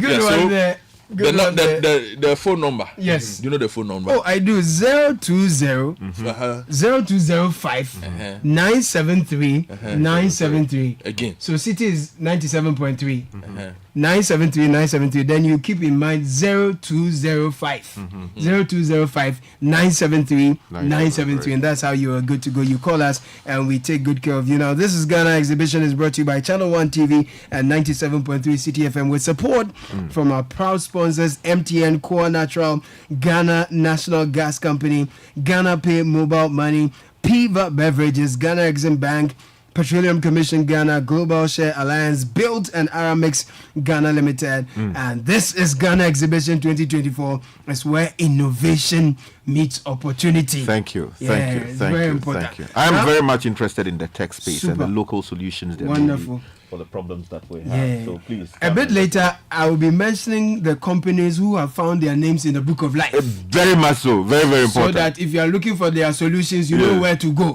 Thank you. And for the rest of you who are hoping to exhibit, who have given your lives to the exhibition, but you don't have your name in the Book of Life, you know what to do. Yes, you need to. In the meantime, you need to pay your tithe. Very, very important. In the meantime, it's time for Tech and Social. It's time for Tech and Social Media Trends. Nathan is here. He'll be sharing with us what's happening in the world of Tech and Social. Tech and Social Media is brought to you by Telecel and First Bank Ghana. If you're ready to be the next millionaire in town, we are doing the Telecel More Money promo. Lucky winners go home with 30,000 Ghana cedis each week. There's 1 million Ghana cedis grand prize up for grabs. It could be you. You simply reload your mobile using Telecel Cash Wallet. Be part of the daily and weekly draw where you could win up to 30,000 Ghana cedis. You purchase data or airtime using your Telecel Cash Wallet and double your chances. If you make payments onto your fixed broadband, it gives you a chance to be the next millionaire as well. The more you reload, the better your chances of winning in the Telecel More Money promo. Opt in for free, dial star 500 hash or send win to 500 or visit the Telecel Play app. This promo is regulated by the NLA on the Caritas Lottery platform. T's and C's apply. Telecel, connecting energies. Now the biggest dream starts small. We are in the long vacation, so we are giving your children an opportunity to intern with us. I'm talking about First Bank Ghana Junior Internship Program from the 15th of July to 15th of September. Sign up your kids if they are below 12. Open a Kids First account for them. If they are between 13 to 17, open the Me First account for them.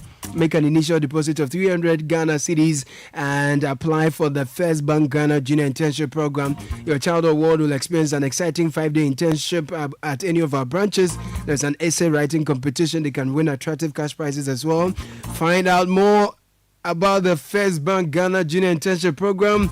Please call us 059 6921921. Email firstsolutions at firstbankghana at firstbankgroup.com. First Bank Ghana, you first.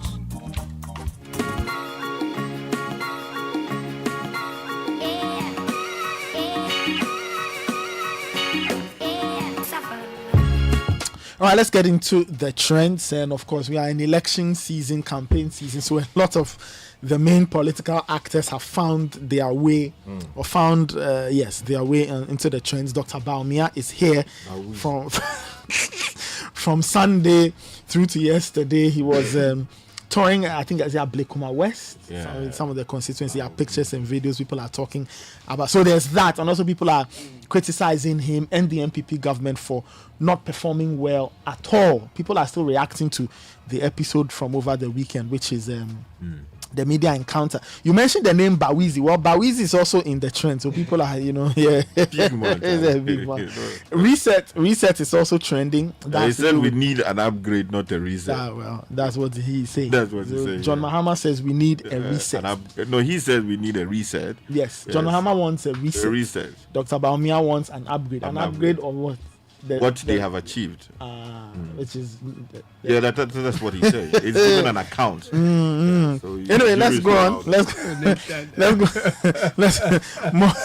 more politics. Hashtag 12 pillars to economic freedom is also trending. Now, Nana Kwame Bediako. Oh, right. Leader of the new force, Cheddar. Yes. On Sunday, yeah, on the 1st of September at 7:30 p.m. He says, or at 7:30, he didn't say, okay, 7:30 p.m.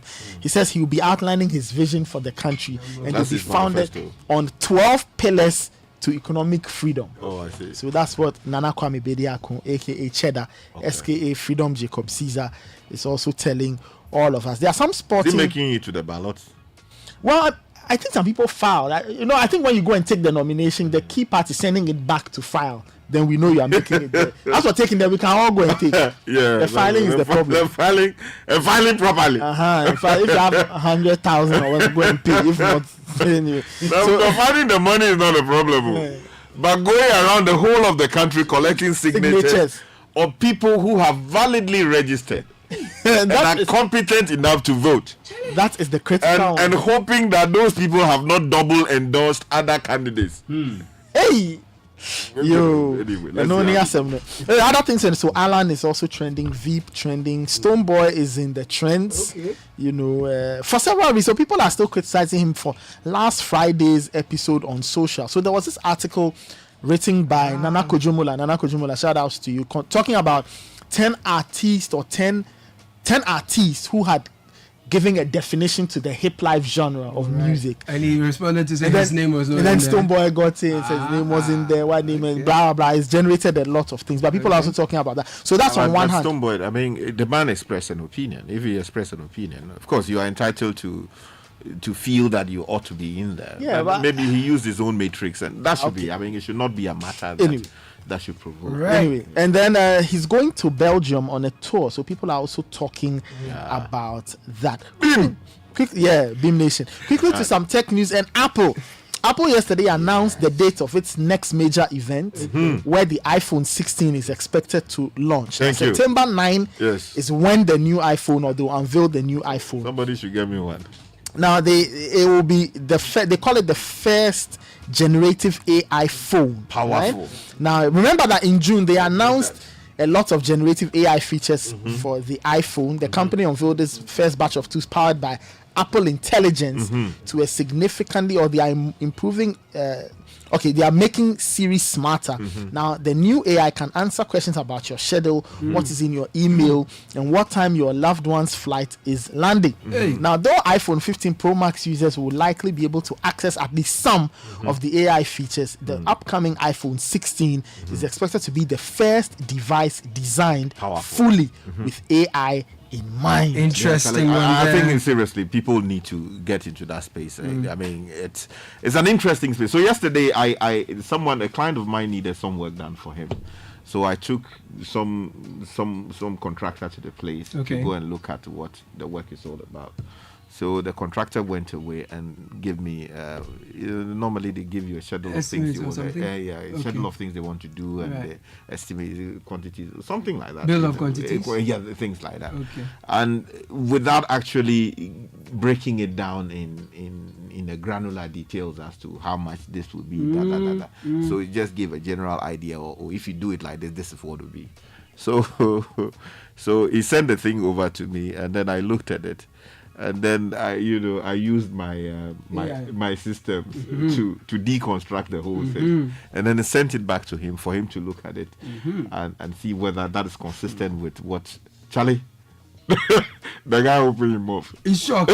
Right. And this thing happened in a matter of seconds, just minutes. Yeah. Like he was so shocked. He said, "Have I gone to some?" Deconstruct Is the power of AI. I told him that, look, I mean, you are far behind time. You should embrace AI. The construction industry. It will save you time. That was Tech and Social Media Trust. Since 1894, we've witnessed the evolution of a brand and proudly partnered with it.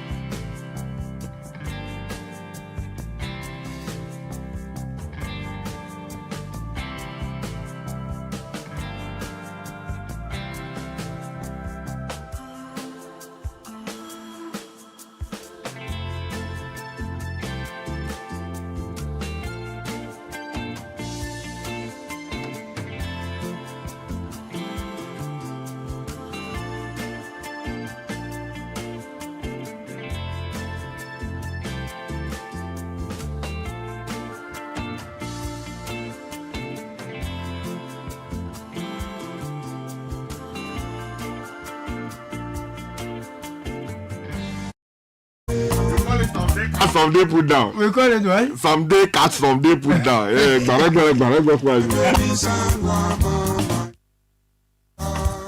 Someday catch, someday put down. Yeah. You be so. Yeah, I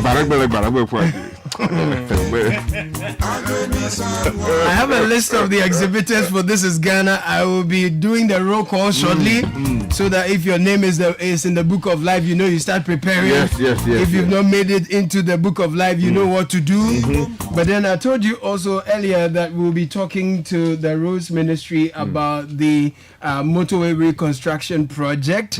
I mean, the Boteman has been completed and handed over. It's been opened yesterday. The motorway has been commissioned. For you listening to me, have you experienced the road? How is it like? And what is the state of the project within your precinct or the stretch that you use? If it's completed, let me know. If it's not, let me know. If it's stalled, let me know. If it's progressing, let me know. I'll be talking to Ahmed Nasser Oyate, who is PRO for the Ministry of Roads and Highways. This is the number 0549986996, 0549986996. That's the WhatsApp line. Please send me your comments. We'll do well to highlight them as well. So the exhibitors, get ready. We're about to have our roll call. In the meantime, Nathan will take care of a few quick announcements. Wow. Well, the question is, are you satisfied with public service delivery? Are you aware of any wrongdoing or irregular occurrences in the public institution? The Auditor General and the Ghana Audit Service they are inviting you, to enter through the Citizens Eye mobile application. Download that from the App Store or the Play Store, and you can also visit audit.gov.gh to access the application on your browser. The Citizens Eye mobile app is powered by the Ghana Audit Service with support from the German Federal Ministry for Economic Cooperation and Development, the Swiss State Secretariat for Economic Affairs through the GIZ. Citizens Eye, speak up, your silence may hurt us all.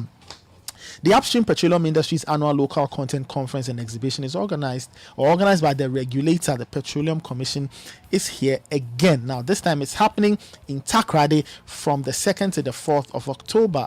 The theme is attracting E&P investment to boost local content, new pathways. If you are interested, contact Miss Judith Blay via 0246 470 974 or send her an email judith.blay@petrocom.gov.gh.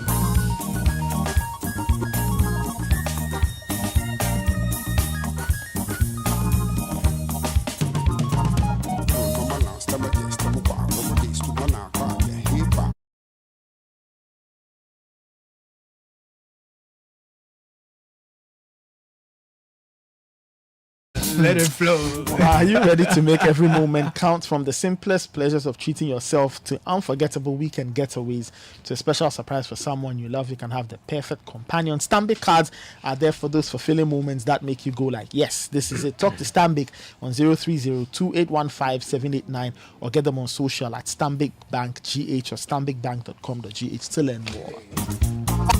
Okay, now you need to grab Lucozade. At any point in the day, you will be low on energy, but Lucozade is your energy-giving, great-tasting favorite. Anytime you're out and about in the office, in school, or even in Trotro, you need to restore your energy. You need to grab Lucozade. It's now sleeker, slimmer, original 330 ml can. Same energy for years. You can now go about your day with even more swag. Grab Lucozade and down it. Restore your energy. Listen, when you insist on quality in life, every choice matters. That's why Bell Pack Paper Tissue is the perfect companion for those who demand the best. Bell Pack Paper Tissue offers the softness and strength you need for every occasion. From toilet rolls to kitchen towels to pocket and facial tissues, Bell Pack has you covered.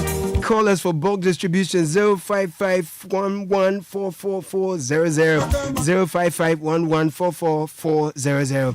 Bell Pack Tissue is another quality product from Bell Aqua. So, ladies and gentlemen, are you ready for the exhibitors for the This Is Ghana exhibition? Are you ready?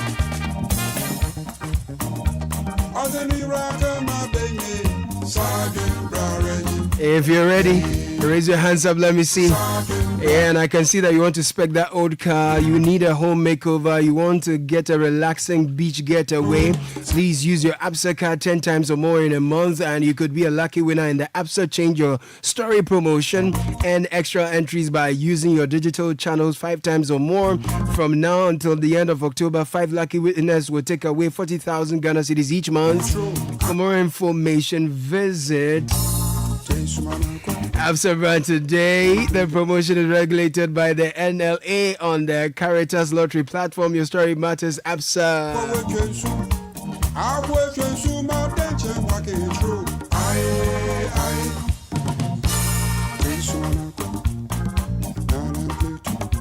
Are your roads done? Are they in progress? Have they stalled? Alhaji Ahmed Nasser Liate will be talking to us. And what's the state of the motorway? What are the details of this reconstruction? He'll be giving us more details. In the meantime, Nathan, we both have a list of the exhibitors.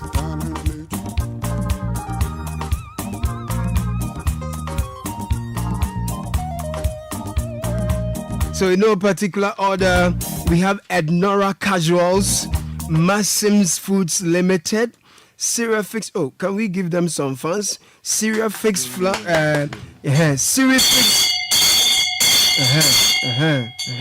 Syrafix Foods Enterprise. Yay! DLM Fashion Displays. Amu Program Company Limited. Freddy Beverages. Admissions Checker. Okay. Fragroma. Okay. House of Lash. Devour Ghana.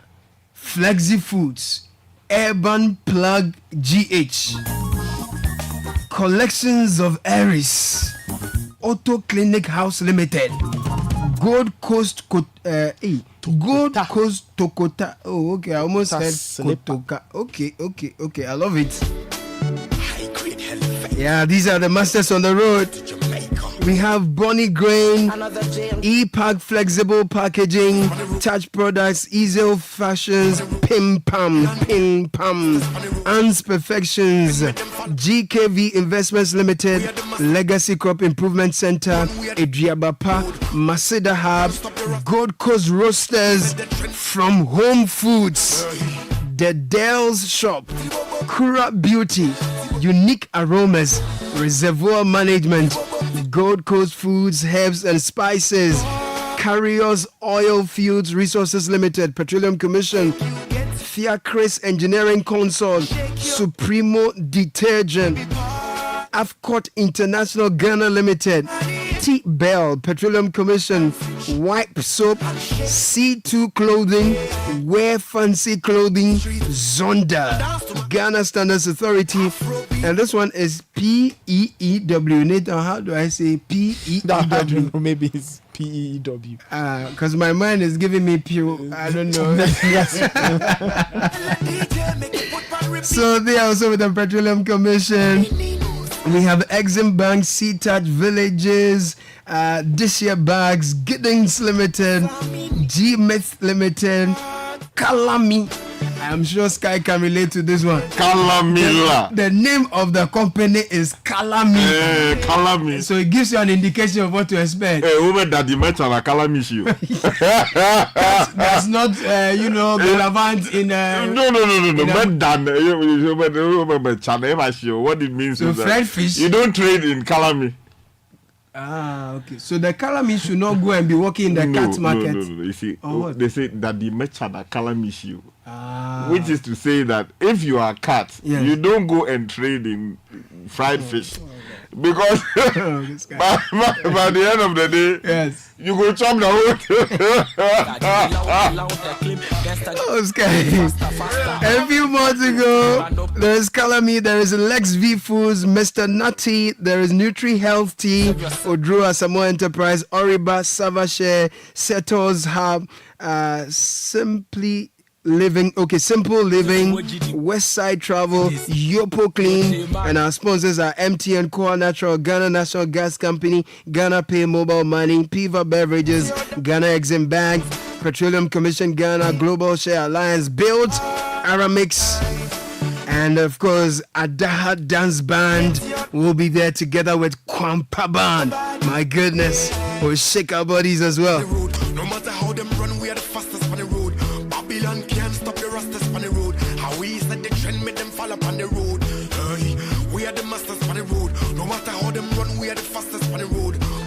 Good. So we have joining us on the line the Public Relations Officer for the Ministry of Roads and Highways, who now happens to be Alaji. So Nasser Ahmediate, Alaji, good morning and thank you for joining us on the show this morning. Good morning to you and the team. And good morning to all your cherished listeners. Right. I can imagine yesterday was a busy day for all of you at the ministry. Tell us what has been happening since yesterday in particular. Well, yesterday was a very busy day. And also yesterday, I think the entire country got the good news. Finally, the sword was cut for the motorway for... The project name is the Accra-Tema Motorway and Extension Project. So the president cut the sword for that project. It's been long coming, and we thank God that finally we are here. Also, the president commissioned the School Junction to Botima road project, a very beautiful road. The good news is that both projects, very massive and major projects, have been undertaken by local contractors. And I can put on record that since 2017, government has deliberately built the capacity of about 25 local road construction companies. And so we have in Ghana now local contractors who are capable of constructing such roads, about 25 of them, and that is good news for the country. That's a good one. I used the Boteman Road and I can attest it was good. But on the motorway now, let's get down to the specifics. How is it going to be done? Are you going to do it all concrete? Is it asphalt? Give us the scope of the motorway reconstruction project. Thank you very much. So the scope for the entire project is a 27.7 kilometer project, which is divided into 3 separate phases. So phase 1 or section 1, which is what we cut the sword for yesterday, is going to be the rehabilitation of the Accra-Tema motorway, that is the 17.5 kilometer motorway. I will go into detail the scope of it later on. But then the section 2 will be the rehabilitation of the George Walker Bush Highway, that is 5.7 kilometer.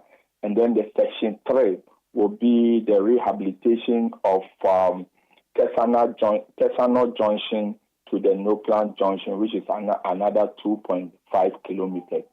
So this is the scope of the entire project.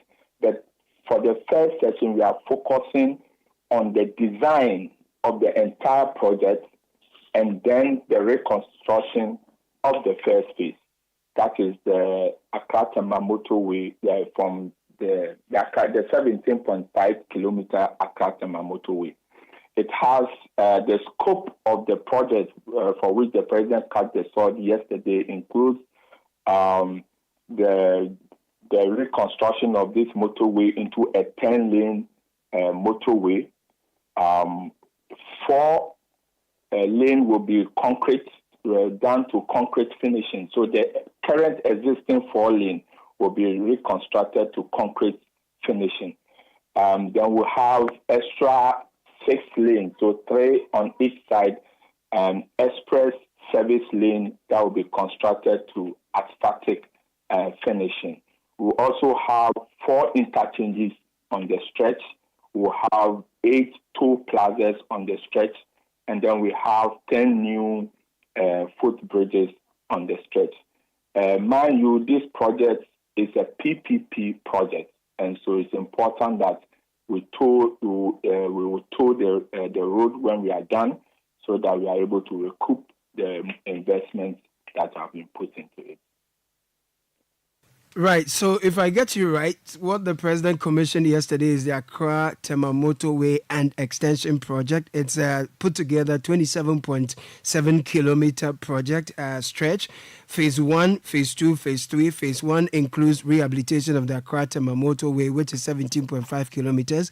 Phase 2 is rehabilitation of the George Walker Bush highway, which is 5.3, and phase 3 is Tesano New Plan. We are looking at 2.9 kilometers. And you are telling us that with phase 1, you're looking at the design of the project where you are reconstructing the motorway into a 10-lane stretch with 4 lanes. I'm guessing the existing ones, which is already concrete, to be finished to concrete finishing. And then the 6 lanes, which is 3 on both sides, will be done to asphaltic finishing. Is that correct?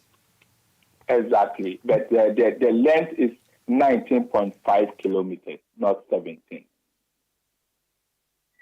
So what is the, we understand that the timeline for this is a 36 months period. What is the source of funding, which often affects the completion date? So is this a GOG funded project? What was the source exactly? So as I said, this is a PPP project, and it's historic to say that, or I should put on record that this is the first PPP project, public-private partnership project in the road sector.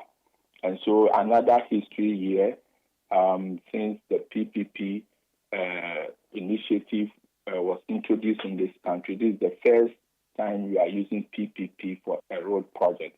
And so the Ghana Highway Authority is the owner of the stretch of the road. So the Ghana Highway Authority has signed a concession agreement that comes with a special purpose vehicle with a private firm that is AT Expressway. Now, this AT Expressway is 100% owned by GIF. GIF is Ghana Infrastructure Investment Fund. So Ghana Infrastructure Investment Fund under the Ministry of Finance own this private or SPV, 100% ownership of this SPV. Now, GIF intends to sign a contract with Maripoma, who is the contractor for this project. So GIF, AT Expressway signs a contract with Maripoma, who is the contractor for this project.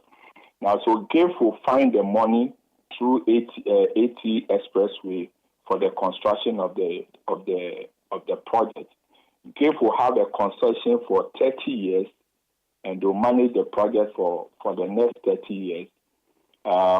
The 30 years is minus the period for construction. So if you take the period, which is about 36 months, you get about 27 months. So GIF, AT Expressway is going to manage the corridor for the next 27 months. They'll tow the road to recoup the investment.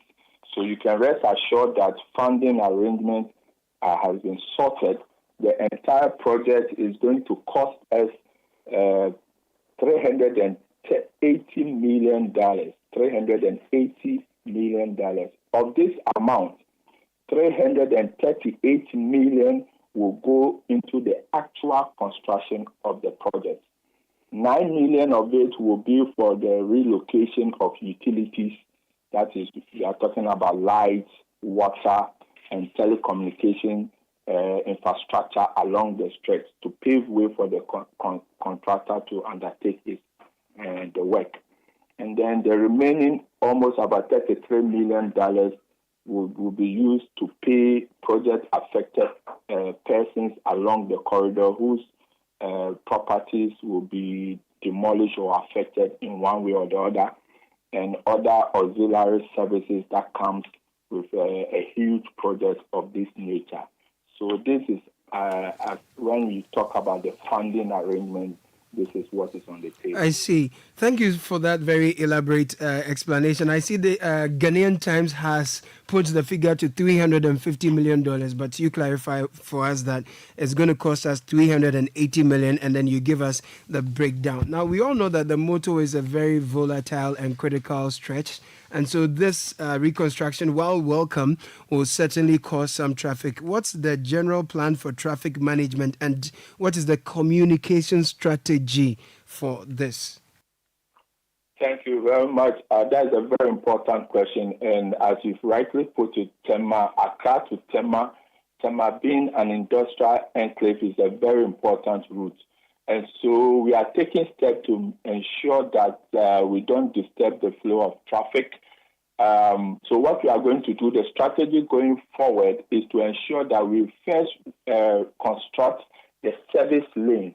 So the 6 service lanes, 3 on both sides, will be constructed to asphaltic finishing.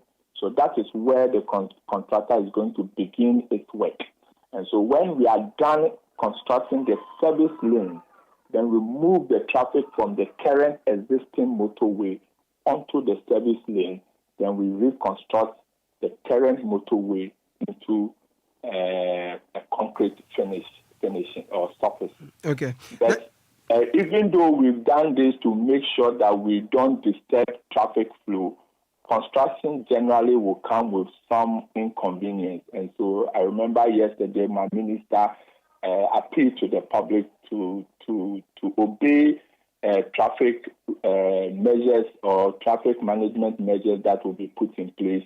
And as they drive along the corridor, they should know that the entire corridor now is a construction zone, and so they will have to take time, follow speed limits, so that we can all apply the road and be safe while using the stretch. Right. I think the feedback I would give to you on that is that the ministry must find a way of constantly communicating to motorists about all that is happening, because very often you have fantastic plans, as you have mentioned, but you do not communicate them, and so motorists and road users do not get these. So I didn't get it. I don't know if you mentioned, but when is the commencement starting actually? I've seen the clearance of the stretch for the 6 lanes you talk about, the service lanes you talk about, but can we now say that the reconstruction has started? Yes, we can now say that it has started. What happened was that somewhere in January, the ministry handed over the site to the contractor. Normally, you have to hand over the site to the contractor for the contractor to start doing all the preparatory work, and so that those who are also involved in the relocation of utilities to start their work. Actually, it takes a very long period to do relocation of utilities. That work started somewhere in February after the contractor cleared the road alignment, and it's gone very, very, very far. So as we speak now, we can say officially the reconstruction of the Akatema motorway has started. Wonderful. And we are going to see serious work on that stretch going forward. The next issue will be encroachment, because the motorway is heavily encroached, and you are going to expand what we have now from 4 to 10 lanes. And I do know that in the construction of roads, very often you have legal issues with respect to encroachment. How far have we come with encroachment? Does this have the potential to delay the project in any way? Any progress on this? Well, we don't foresee that.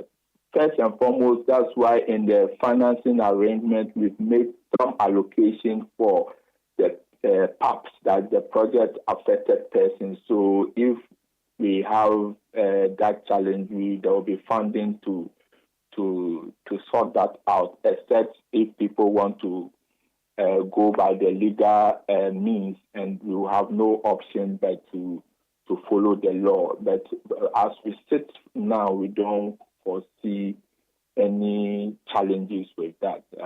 We will start in earnest and then make sure that the construction progress.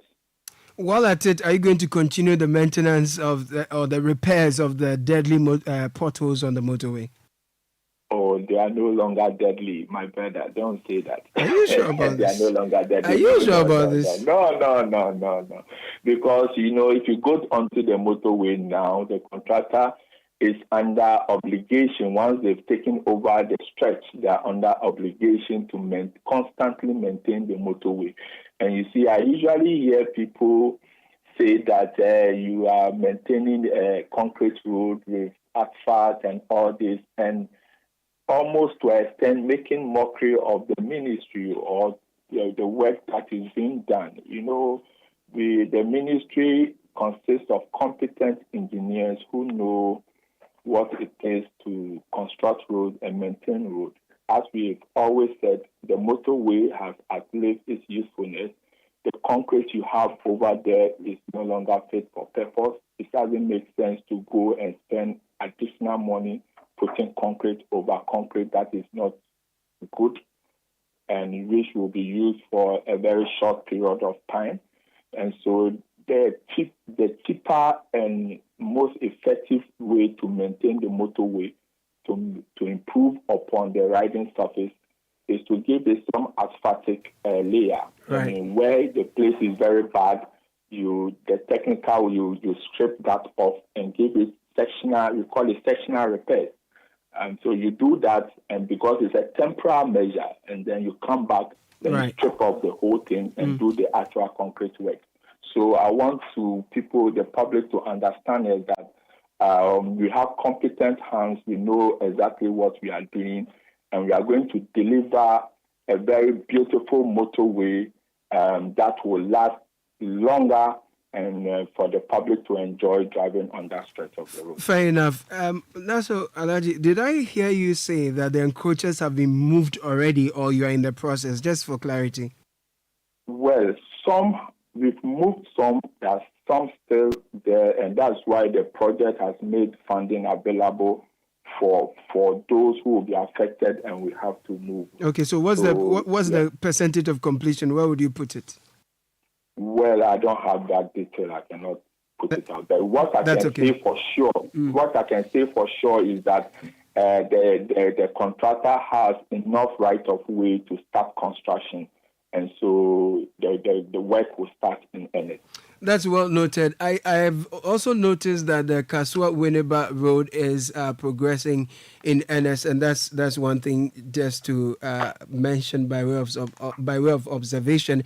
However, some of my listeners are unhappy that projects within their enclave have been abandoned or have stalled, for want of a better word. This one says, please ask the PRO about the Kpong Dowenya stretch. It's chaotic. Work started some time ago and it has stalled for more than a year. So 10 lanes leads to 2 lanes. Traffic is being moved onto few lanes. So that's a question for you, Ahmed. We are expanding the motorway 10 lanes, but we are going to offload that traffic onto a 2-lane on the the Dowenya stretch. You got it, right? You got the message. Yeah, I got that. Well, the good news is that yesterday the president did announce during his speech that after the debt exchange program, we've managed to complete negotiation with our creditors, and we've completed negotiation with the contractors on those stretches of road, especially the Tema to Aflao and then the Tema to Akosombo. I should put on record that the Tema to Aflao, what the plans we have for it is to construct from Tema 17 kilometers from Tema towards Aflao. We are going to dualize it into a 6-lane road with about 4 interchanges. You see those interchanges coming up. The good news is that the contractors are back to site. They started some activities last week. Normally, when we say the contractors are back to site, I'm sure the public will want to see heavy equipment on the road. Of course. Yes. But what happens, technically speaking, after a contractor has left site for a long period of time, they'll come back and take inventory of on site somewhere last month. They are working somewhere. They are working on the stretch. If you go there now, you see them working. There's somewhere between Doyemu Junction towards Esuchare. You go there, you see contractors busily working on site. And then the one from Tema to Aflao, towards Aflao also, somewhere last week or so, the contractors came back to site. So those are good news. In fact, but for the debt exchange program, we should be commissioning those 2 huge projects somewhere October, November this year. But the debt exchange program has set us back, greatly set us back. But it's said that it's better late than never. We are back on track. It was a huge challenge, but the good news is that we are back on site and we are going to complete this project. Thank you for your time with us this morning, Alaji. The other question is, I will take your attention to the Kwabenya Ashesi Road. I've just forgotten the official name of that stretch, right? This is a project, again, government awarded to a local contractor. This is Fair Sky. What has become of that project? Has it stalled? Well, so that project also is part of the stalled project, and we are hoping that very soon major activities, we'll see major activities on that project. Also, that's the Domi Kwabenya road project. Yes, we are hoping that very soon. You know, the negotiation, we do it project by project. So I just want to be sure we have a breakthrough. Are we talking about the Kitase Kwabenya Road, right? Domi Kitase Road. That's what you are referring to. Yes, that's what. This is the Qatari funded project. Yeah, exactly. So why did it stall? Do you have an idea? Well, it's because of the debt exchange program. The details I don't have now, but it's all because our indebtedness and the creditors not ready to honor our certificate because of the distress position we went into as a country. Now that all that is over, we are hoping that we'll see some progress on that route also. I see. Thank you for your time. Some are asking about the projects that are underway with respect to the Tema expansion, for example. What happens if there is a change of government? What is the funding arrangement? Is it such that the projects will continue regardless which government takes office after this year's general elections? Exactly so, because this contract went through, this project went through Parliament. It received approval from Parliament. You know, this project has delayed partly because Parliament, the first funding option we got, Parliament didn't approve of it, and so we had to go back to the drawing board and look for another funding arrangement, which Parliament has approved, and the whole House approved the project, and so we are hopeful and we are assured that this project will continue. It has the blessings of Parliament, and so we are sure that it will continue. Very, very well.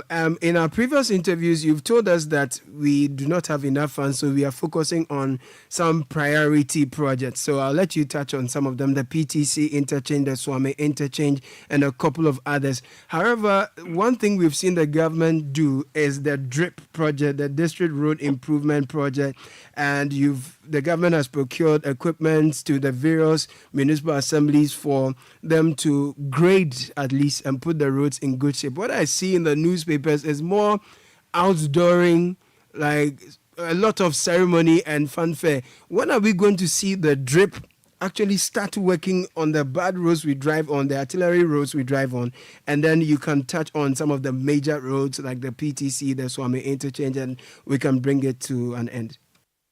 I'm sure they've already started. Once the district or the MMDAs receive their equipment, then I'm not seeing in East and Wejagbawe and other places. I'm seeing more newspaper stories. I'm not. If they've started work, then I'm not seeing, unless Nathan has seen or Godfrey has seen in his neighborhood. I said I'm sure for the areas that they've received the equipment. Mind you, these are huge equipment, and at times if you want to move some of this equipment, it takes time, to move them from Accra to all parts of the country. So those that have received that portion of the equipment are those that you see in the newspapers. And I'm sure that immediately they receive these equipment, they'll hit the ground running, because we have a lot of areas in the countryside that needs attention. Just simple grading and then graveling of the roads will make the roads motorable for our brothers and sisters who live in the hinterland. And so I'm not sure MMDAs will receive this equipment and allow it to just make fanfare around it and allow it to just sit in their headquarters. No. Fair enough. ready to work, and I'm sure that these machines are being put to work. Very soon, we'll go around and do some documentary on work that are being done and inform the public what is being done. That's okay. Any updates, quick ones, on the PTC, Swami interchange and other major interchanges? And of course, let me add the Obeche B as well as the Nungwa Junction Mall stretch. Any updates on these major projects? Swami interchange is progressing. Work is ongoing. The president visited the project somewhere last month, and massive work is ongoing. So we have no worries about Swami interchange. PTC, Nungwa, what we did when the minister visited those programs was to take steps to improve the road condition or road network around those interchanges because it was left for a long period of time. The road network around the interchanges went very bad, and so minister instructed that local contractors should move in and improve the local network around the interchanges. That has been done. So if you go to PTC, the road down there has been done. Nungwa also, I know that it was receiving attention. I don't know whether it's completed. We are hopeful that contractors will move to site now that we are done with our debt exchange program. We have some agreement with our creditors. We are hopeful that contractors will move back to site to complete these projects. These are massive investments, massive projects for the people of Ghana. And as the president said in his speech yesterday, government is very much committed to completing these massive infrastructure projects. Right. I have a good number of roads. People are sending me a lot of locations of roads that they want me to ask you about. One is on Apollonia, another is on Hatro. These are very widespread names. I don't know if you have some quick answers for me. I could send you a compilation of all of them, and then you give me information we can share with them later. But any quick responses to the Apollonia question? Well, the general response I would say is that, we have about 94,000 or so kilometers of road network across the country. As we speak, we've done somewhere over 12,000 kilometers since 2017, which is massive, historical in the history of the road sector. As my minister has always said, we know the challenges when it comes to road construction. Everybody is calling for road. We cannot touch every place at the same time, but we'll do our best as much as possible to make the roads motorable so that people can safely move from their homes to their workplace or go about their normal business. And so we just want to appeal to citizens that, yes, we know that we are not every place at the same time, but then one by one, we are tackling the challenges within the road sector. And very soon, very, very, very soon, we'll be at their doorstep. Alhaji Nasser Ahmed Diate, thank you for speaking to us. He is PRO for the Ministry of Roads and Highways. So, Godfred and Nathan, that was a very elaborate conversation with Nasser. First, he provides us with details of the Accra Tema Motorway End Extension Project. And then he goes on to tell us what the funding process is like, the various phases. He tells us about the traffic management, spoke about the encroachment, he spoke about the Tema Flower Road, the Kosombo ones as well. He says that contractors are back to site. On Dominic Ketase, he tells us we're still having funding challenges basically. I've not been happy with the drip. I've not seen its action in my locality. The Dom Ketasi Road, does it include the Dom Brekusu? So we are doing Brekusu to Ashesi. That road needs to be looked at very closely. It's deteriorating. I've seen it go bad over the last 2 years. Okay, so if you drive from Atomic down and you want to drive all the way to Kwabinya and the part that takes you towards the Pokwasi interchange and even further, that road has deteriorated. It used to be a very good tarred road. It's gone bad, and it's now become like a rough road, really. A journey that should be 5-10 minutes will take you longer because portions or large parts of the road, I can say the entire part of that road is really, really, really gone bad.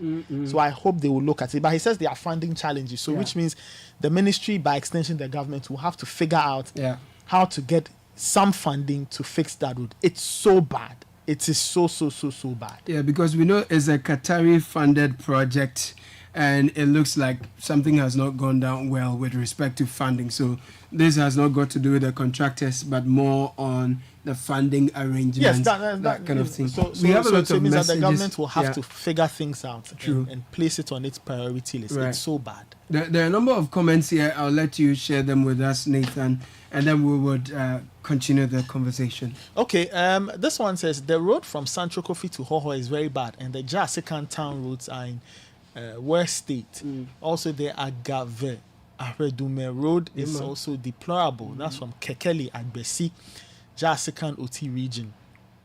My concern is the expansion strips on the atomic overhead. I remember you prompted the authorities a few weeks ago, together with the ones on the Malam Junction overpass. It says the Malam Junction ones have been fixed, but the ones at Atomic Junction are looking dangerous, and they keep sinking, especially the ones leading to Medina from Presec. That is true. In fact, even the Atomic, the Malam Junction one, the fixing of that one appears problematic to me. You know, it is left. You do that expansion joint so that when the temperatures increase, the metal will contrast so that it will preserve the longevity of the road. But you know what they've done to fix this?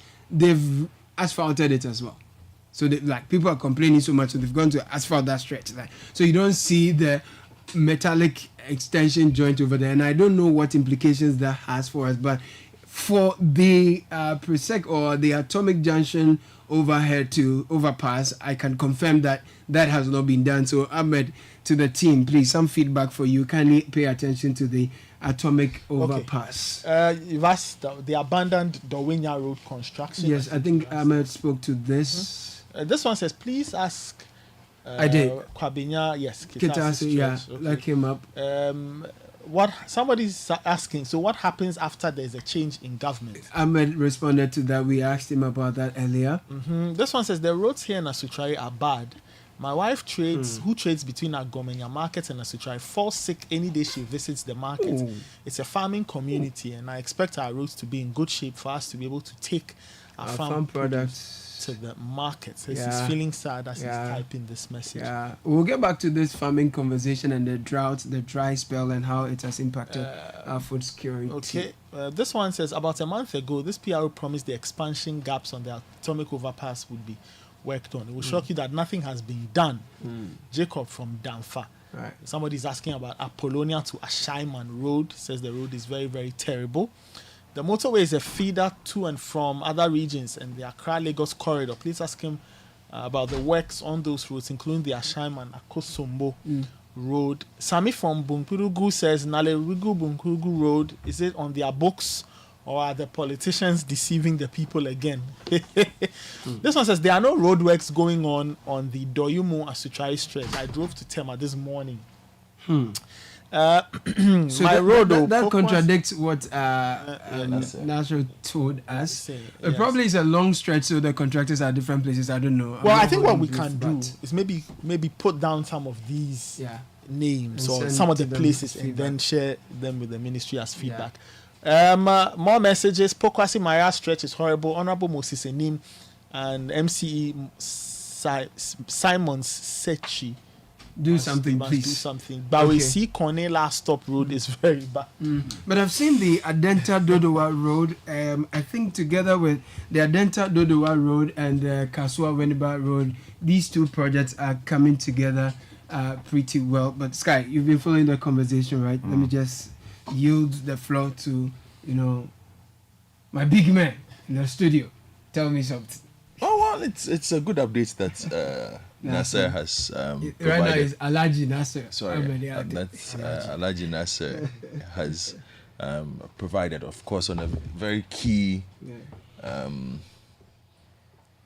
piece of road in this country, one that has the attention of thousands and thousands of residents of this particular region.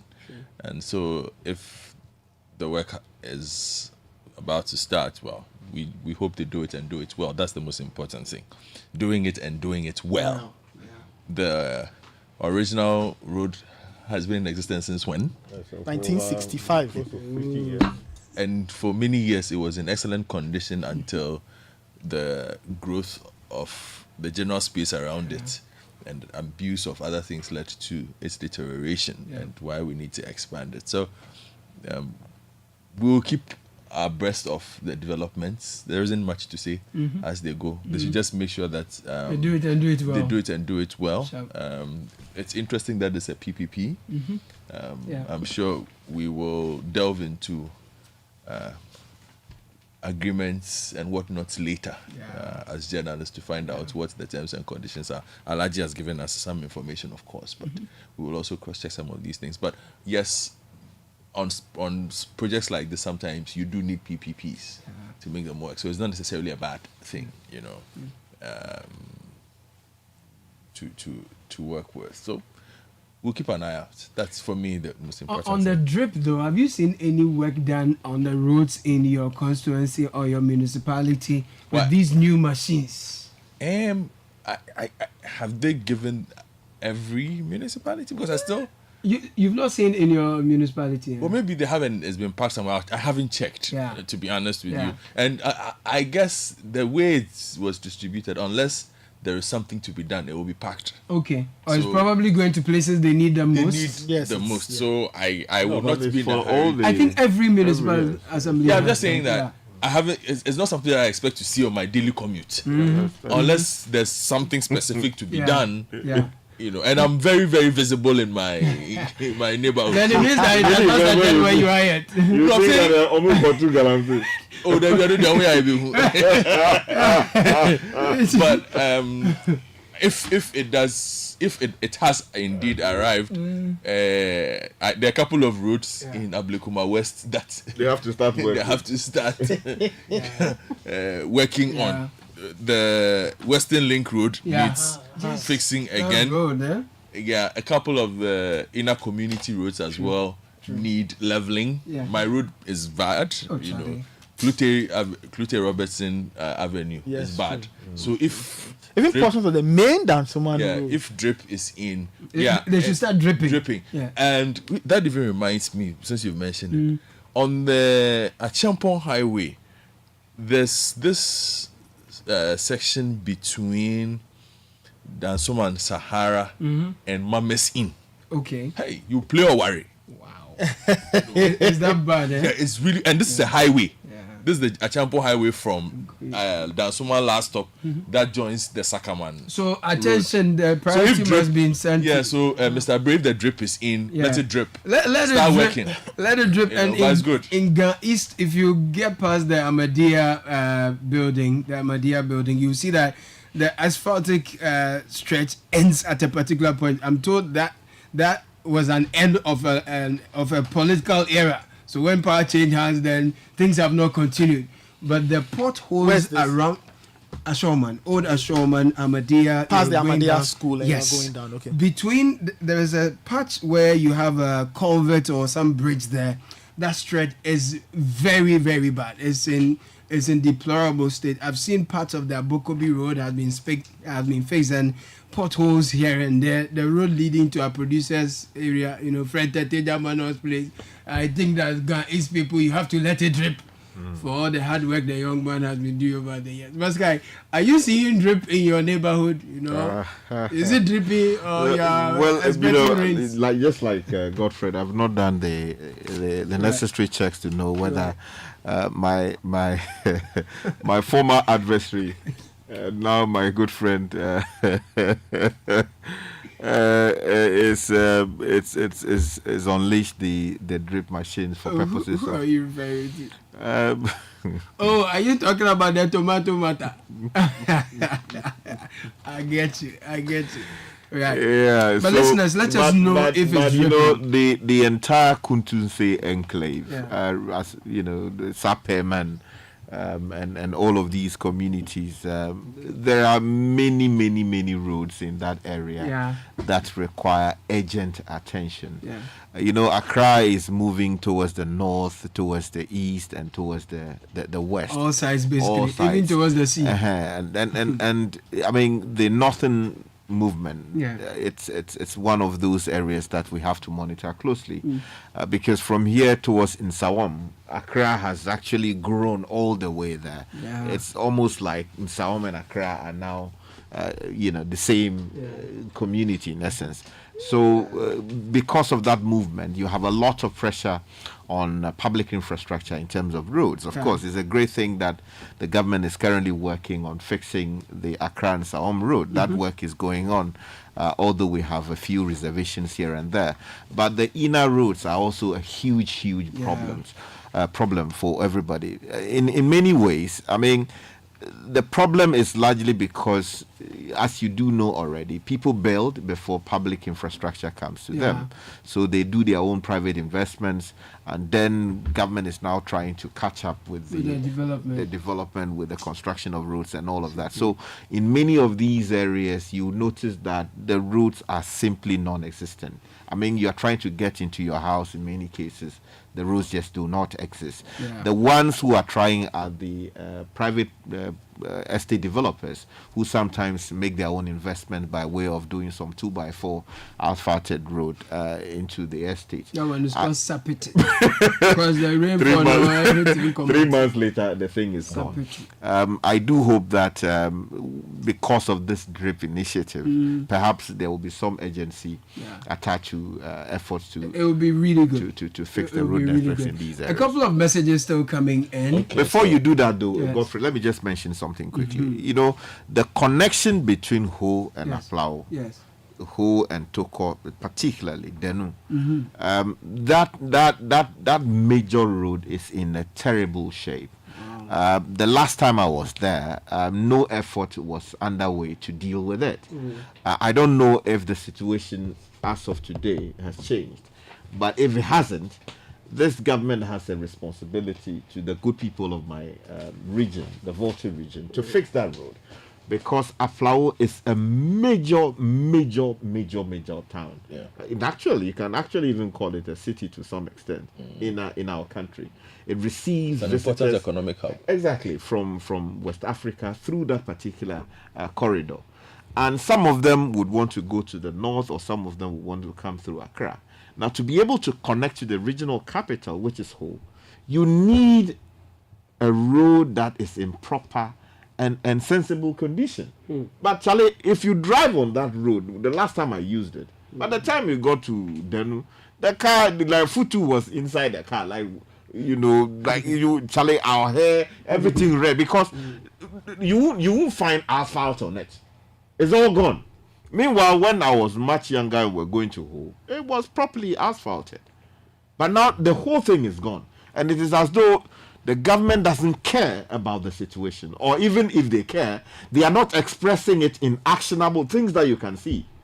So, the spokesperson, what is the name? Nasser. Alhaji Nasser, please, if there's something that explains why the condition of the road is what it is, you have got to tell us. And you should also tell us what exactly is the problem and how can we solve it. And it must be solved within the shortest possible time, because economic activity along that whole corridor is gone. Previously, people would, line up, they'll be in their shops, they'll be selling this, or they'll be doing this, or they'll be sewing this, or they'll be fixing this, or that, or that. All of those things are along the corridor. Now, if you want to go to Ho, then you may have to come all the way to Akachi and then do some connection and then get to Jofi, or perhaps Daklu before you go up to Ho. It doesn't make sense. We should not spend our money like that. Already, the closure of the border for 2 or 3 years because of COVID killed a lot of economic activity within the region. So if you go there, you see poverty written on the faces of the people. For some reason, we said that COVID was a good reason why we should close the border. As to whether that was effective is an entirely different matter. But the fact is that it's left a very, dangerous legacy. People's businesses have collapsed. And the fact that the Denu whole highway is in a terrible condition adds to the problem. It doesn't help at all. So if the government really cares about the people of the Volta region, and many others will come through that region to transact one economic activity or the other, then they must move in there and fix the problem. Very important. And we should not just talk about it. There must be real action on the ground. Very important. Okay, let me give you a couple more. Asin Rakesi to Akenkensu Road is very terrible. Please ask the PRO they're going to fix it. This is Michael Manson from the area. Caleb, the asphalt has no negative effect on the expansion joints. In road construction, asphalt is termed as a flexible pavement, unlike concrete. Thank you very much for that, Engineer Kwame Fori in Tema. Team, if I cannot see too clearly on this. There's a message that I'm trying to. Team, please ask that in Dansuman, when will the roads at King Solomon, Trust Hospital, and the ECG District Office, Club 250, ex-catering school ever see asphalt? This area has forever been abandoned. Yes, these roads are very bad. Again, these are some parts of the inner Dansuman roads that I was talking about. Right. And even some of them are roundabouts. Yeah, and the Dansuman roundabout road itself, which is where the Achampon Highway terminus, it's really, really bad. Like, if you're coming from the last stop side headed towards the right takes you to Zodiac, down takes you towards Sakaman. Okay. The approach towards the roundabout is pothole ridden at the moment, so it causes a lot of traffic especially when school is in session. Because there are a lot of schools around that area. So drip must drip. Let it drip. Mr. George, if it has arrived, let it drip. If it has arrived, let's see some action. Hopefully they have fuel in it, so that they can. That's something we mentioned. Abek will help me with a couple more. Nathan and guys. Okay, they asked about the expansion gaps. I think it's been addressed. That's Francis from Tema. Okay. All right. Thank you. So that's it. We'll take a very quick break. When we are back, we'll get into the issue of the dry spell and how it's had implications for food security, the measures the government has taken. It's banned export of all grains, including rice, maize, and soybean. We'll be getting into that. We have a report from Kumasi for you on how the dry spell has been affecting farmers and also kinky sellers and food vendors as well. But before we take that very, very quick break, Eden Heights is a well-planned and secured gated community with access to an ultra-modern sports complex, Olympic-sized swimming pool, football court, basketball, athletics, and gym facilities. Eden Heights has available 2, 3, and 4-bedroom apartments and penthouses with the highest grade of finishing for rental and sale. Delicately styled for your comfort and relaxation, we are located behind West Hills Mall, Wager in Accra. For purchases and rental, call us on 050-153-1444 or 050-153-1445. Visit our website www.edenheights.com.gh for more details. Eden Heights is the height of modern living. And what is luck? For many, luck is that glorious moment when you find money in your trousers right when you are broke. I can relate to this. For others, luck is being picked out of a crowd for a reward. For us, luck is a life-changing event, and we believe everyone deserves a shot at it. Luck is coming with prizes so exciting they will make your head spin. You want to be the luckiest? Dial star 712# and get your ticket. The more you buy, the better your chances of winning. Remember, when you hear that catchy jingle, it's your cue to pay attention. It could be your lucky day. Luck is on its way to you and your community, so look sharp. The luckiest luck is everywhere. Now, when you buy anything, it has to be the very best. And Diamond's 42.5-hour grade is the highest quality cement on the Ghanaian markets. There's the affordable variant, which is the 32.5-hour grade, and that's great value for your pockets. Get in touch with Diamond Cement on 0244-313-368 and find their factories in Ahlao, Takrady, and Buipe. Diamond Cement, still hard as a diamond. Now, give your eyes the best attention they deserve. Don't joke with your eye health this month. Roberts & Sons, they have 33 plus years of experience, so they know exactly what they are doing, and they will give your eyes the best care. They've got branches in Adabraka, Osudankwa Circle, Tema Community 6, Wager, East Legon, Adenta, Kumasi, Nahuju, and Kofredia. Roberts & Sons Optical Services, seeing is believing. Now, Twisco is the newest chocolate beverage out there on the market. It's from the producers of Cowbell, and it's made from a premium blend of cocoa powder, and it's enriched with Enafort. Start your day with a cup of the great tasting Twisco and power your dream. And this ad is FDA approved. 18 after 9. Citi Breakfast Show. Stay with us. We'll be right back. We'll delve into more weightier issues. Unleashing the power of relevant radio. This is Citi 97.3. Hi, Mom. It's me, Kwame. Hey, Kwame. How are you? Mom, I'm fine, oh. Okay. You know something? No, tell me. I'm looking for a complete furniture set for my new place. Kwame, I've told you before. The only one place you should go, eh? Yeah, Mom, but I need a mattress to fit my bed. Ash foam. I need a bed to fit my room. Ash foam. What about a sofa where go relax my body? Ash foam. Wardrobes to fit all my clothes? Ash foam. What about linens and pillows for sweet dreams? Kwame. Ash foam. Mommy, I feel you. Ash foam all the way. From mattresses to beds, sofas, wardrobes, linens, pillows, and more. Don't waste time and visit any Ash foam showroom across the country or call our hotline at 0243 200 729. Ash foam. Feel it, know it. Hi, Apu. I just got the estimate for the home repairs. It's more than we expected. I'm really stressed about where to find the money. Why worry, Musa? You are a salaried worker. Haven't you heard about the GCB personal loan promo? They can give you up to 700,000 Ghana cedis in less than 24 hours at a significantly reduced interest rate and fees. Really? This sounds exciting, but is it easy to apply? Super easy. Skip the stress. Get the cash with the GCB personal loan promo with a 1-month repayment holiday. Just visit a GCB bank branch near you or call 0302 634 922. Toll free 0800 422 422. No hassle, no stress. Wow! I just got a notification. The loan is already in my account. That was fast. Skip the stress and get the cash you need with GCB Personal Loan. Visit a branch near you today. Terms and conditions apply. GCB Bank, your bank for life.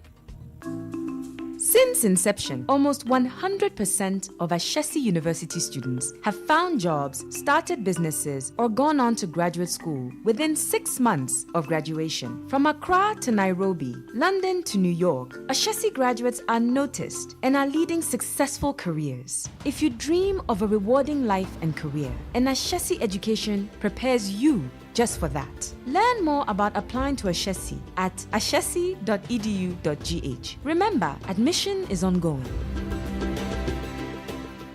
The luckiest star 712 hash. Luck is everywhere for everyone, yeah. Here's to the friends who dialed star 712 hash and found no regrets. To the investors who struck gold. To the health workers who diagnosed luck with precision. To the tough guy who couldn't hold back his tears. To the passionate fan who couldn't contain his joy. To the seamstress who turned her hard-earned stitches into a bundle of happiness. And now, here's to you. Your next big win is right here. Luck is everywhere for everyone. Dial star 712 hash. Now join in the luckiest winning celebration. Every 1st July 2024. Over dial star 712 hash. Now I can to ticket as a group, individual, and now even as a community. Now win is the card prizes are in the community draw or go for the grand draw on the 30th of November 2024. Unlock your luck with star 712 hash. Now join in the winning streak now. Star 712 hash. Luck is everywhere for everyone, yeah. The luckiest. Join the conversation on the Citi Breakfast Show on Facebook at facebook.com/Citi 97.3, Twitter at twitter.com/Citi 973, and Instagram at instagram.com/Citi 973 with the hashtag CitiCBS. This is the Citi Breakfast Show, the city's biggest conversation.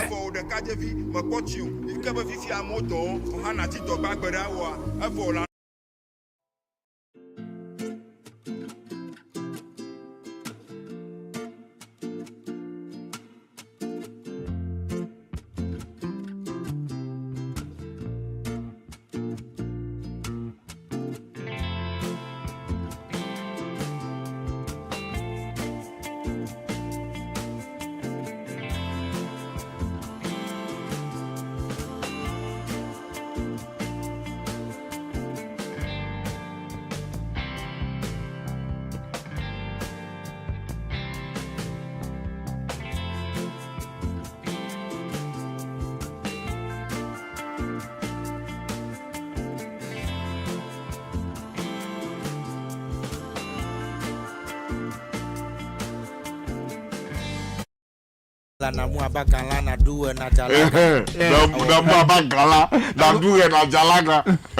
does that mean, Oscar?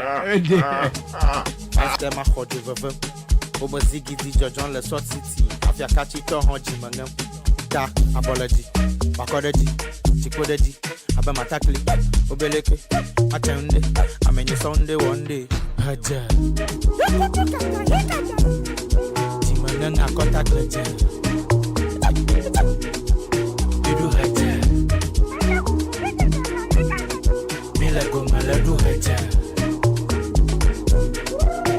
And today is the birthday of Madi of Cornerstone International Academy. Alhaz, Rama, and Noor on you today and always. We love you and we are super proud of you. This is coming from Mommy, Daddy, Pana, and Cassie. Happy birthday, Madi.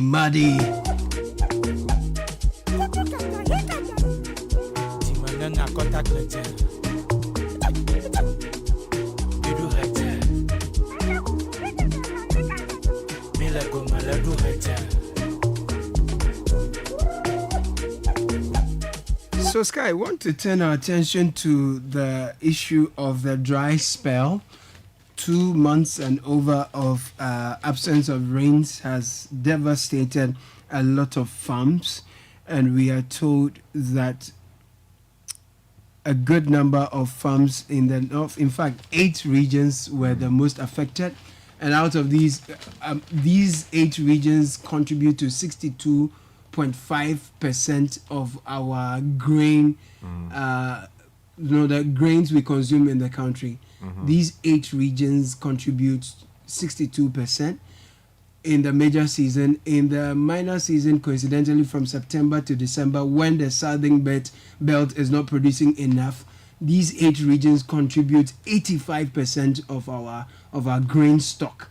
And now, as a result of the dry spell we've seen in the last 2 months, many of them have lost their harvest. In fact, their farm produce is all gone. And we are told that the volume, if you're looking at it in terms of GDP, is about 10%. It contributes about 10% to our GDP. Let me just bring you excerpts of this story on the back page of the center spread of the Ghanaian Times. It says, grains exports banned due to prolonged dry spell in 8 regions. This is the data that the ministry has put together for us. We are told that it was estimated that farmers in the areas affected by the near drought situation had lost their investments running into approximately 3.5 billion Ghana cedis, as well as potential revenue loss of 10.4 billion. With the level of damage experienced and the estimates coming in, the ministry believes it will have to write off over 90% of total expected production, which will occasion an investment loss of 7.4 billion Ghana cedis for farmers and a loss of 22 billion Ghana cedis for all the affected areas, and that would bring to 10% decline in agricultural gross domestic product. Now, in order to address this issue, the government has announced some interventions, which includes a ban on all grain exports. We also understand that the ministry says it will tap into an ECOWAS grain reserve, and then also it will buy from the farmers. There are some inputs the government intends to give to farmers, affected farmers, and then also about 8 million to be given to the farmers. The government has gathered some data, and given the numbers they have, they say that for every 1 hectare of farm, they are giving you 1,000 Ghana cedis. We'll be hearing from all the stakeholders, hopefully speak to the Ministry of Food and Agriculture to find out from them how they came at some of these. But let's take you to Kumasi, Sky, because Ashanti regional correspondent, one of them, Fatih Ibrahim, has been speaking to the farmers, speaking to Kinke producers and also consumers in the Ashanti region to find out how this dry spell of 2 months has been impacting them. So off to Kumasi we go, bring you a report, Ashanti drought effect. This year, as a result of climate change issues, severe drought has hit many farming regions across the country. The Ashanti region has not been spared from this situation. We are currently here at the Edrase, one of the major farming communities in the region, where we understand that many farmers have suffered from this setback. We're here to interact with them and to understand their perspective on this issue. Saidu Mohammed is a farmer at Edrase. He tells Channel 1 News he planted maize on 10 acres of land. According to him, this usually yields at least 100 bags of maize. Unfortunately, he was only able to harvest 25 bags due to the drought. Looking at the investment I've invested in these lands, the fertilizers I've applied, the chemicals and all that, and look at the labor cost and everything, looking at how costly fertilizers are this time, I think it has affected my pocket really. I've made a huge loss. I've made a huge loss because we invested about let's say in any acre, perhaps sometimes you can invest about between 2,500 to 3,000 per acre.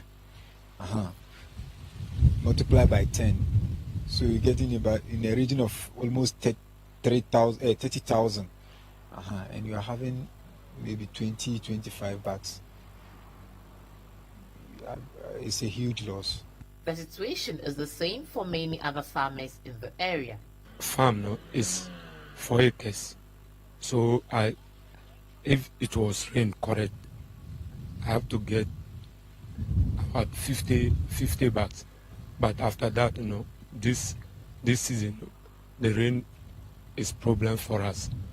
So the time the maize is going to have the rain, that time no rain, so it affects us. Acres, 6 acres. Doy. If you feel no more, or one tell me where see, and I send a friend. Most say I'm Sandani assassin. If you are a fro, a sort of course of economy, good feds, 8 bags. Start to say a per se, if I'm one and insurance, it's now of you should be ampety, you should ampety crown with scribium. Was he say betra Bruno? Imagine say 6 acres of the land. I'd be a Bruno about betra 7 bags. You say a cabby into effective. We were 25 acres. And I'm say soon what an enquiry and mammy me try being a mere day, and me do 4 acres. 4 acres and no crampono, and I'm soon to know. Me to me go through a ball, we decided in Bibia every year. So, me baby, me 4 bars.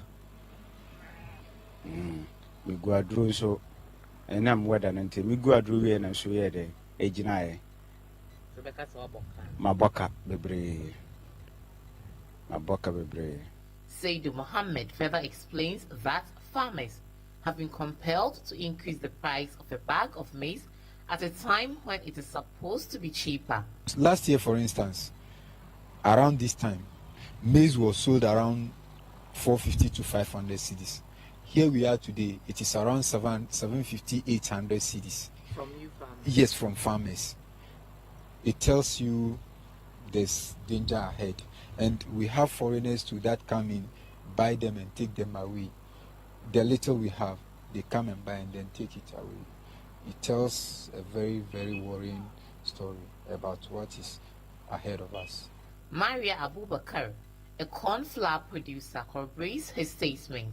She adds that the situation has severely impacted their businesses. Masara dia takaice ya kamata a ce mun sai masara ko da 5 million.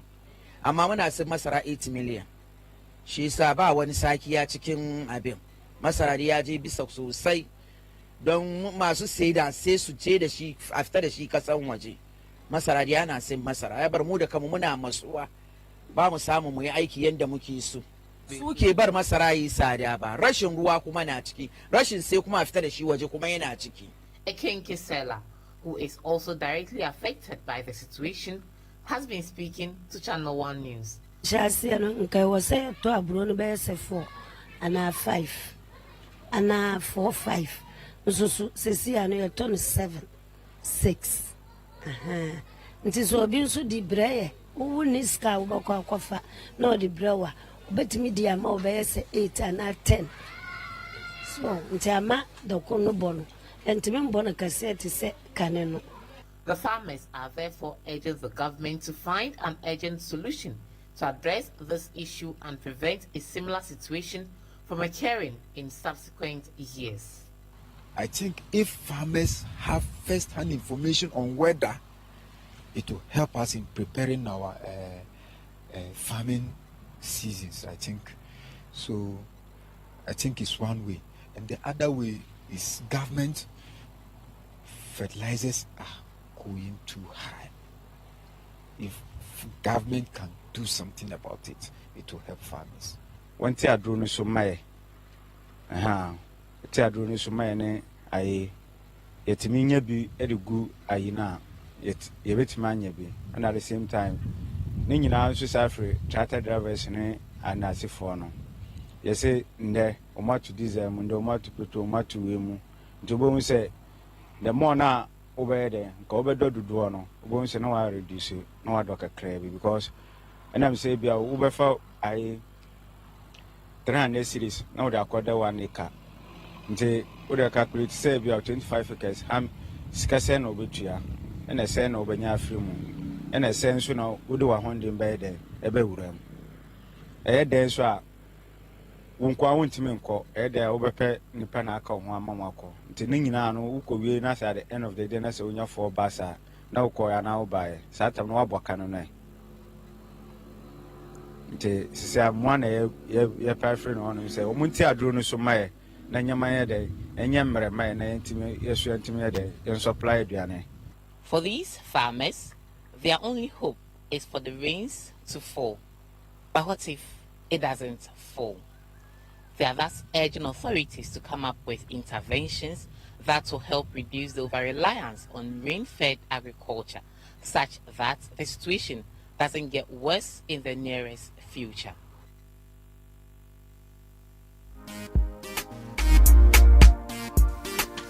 So that was Fatih Ibrahim's report from Setra Domase in the Ashanti region. You heard some maize farmers, you heard some Kinke sellers narrate their ordeal. Some of them cultivated 10 acres of land. They were expecting 100 bags. They only ended up with 20. Some cultivated 4 acres, were expecting 50 bags, but literally had nothing. Others, 25 acres, only had 4 acres, and they've been appealing for government to reduce the cost of fertilizers and farm inputs. The government has announced some measures to deal with the looming food insecurity that this particular dry spell and the low yields or lack of yields completely will bring us. We'll be bringing you all that detail very shortly, but Edward Kariwe is a former General Secretary of the General Agricultural Workers Union.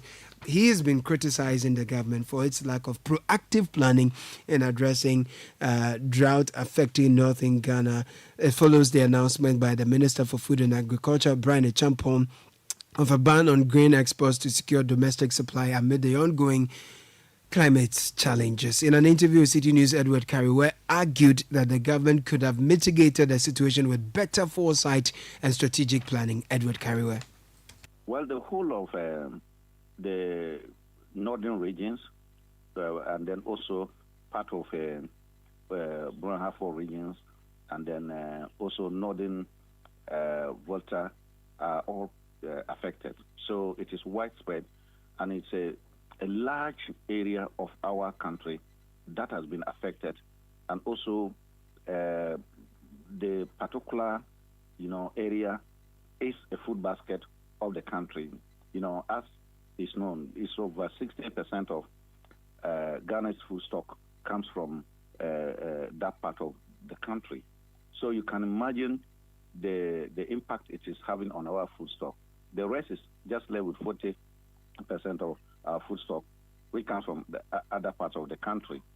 So, and you know that we are already in food crisis before this drought came in.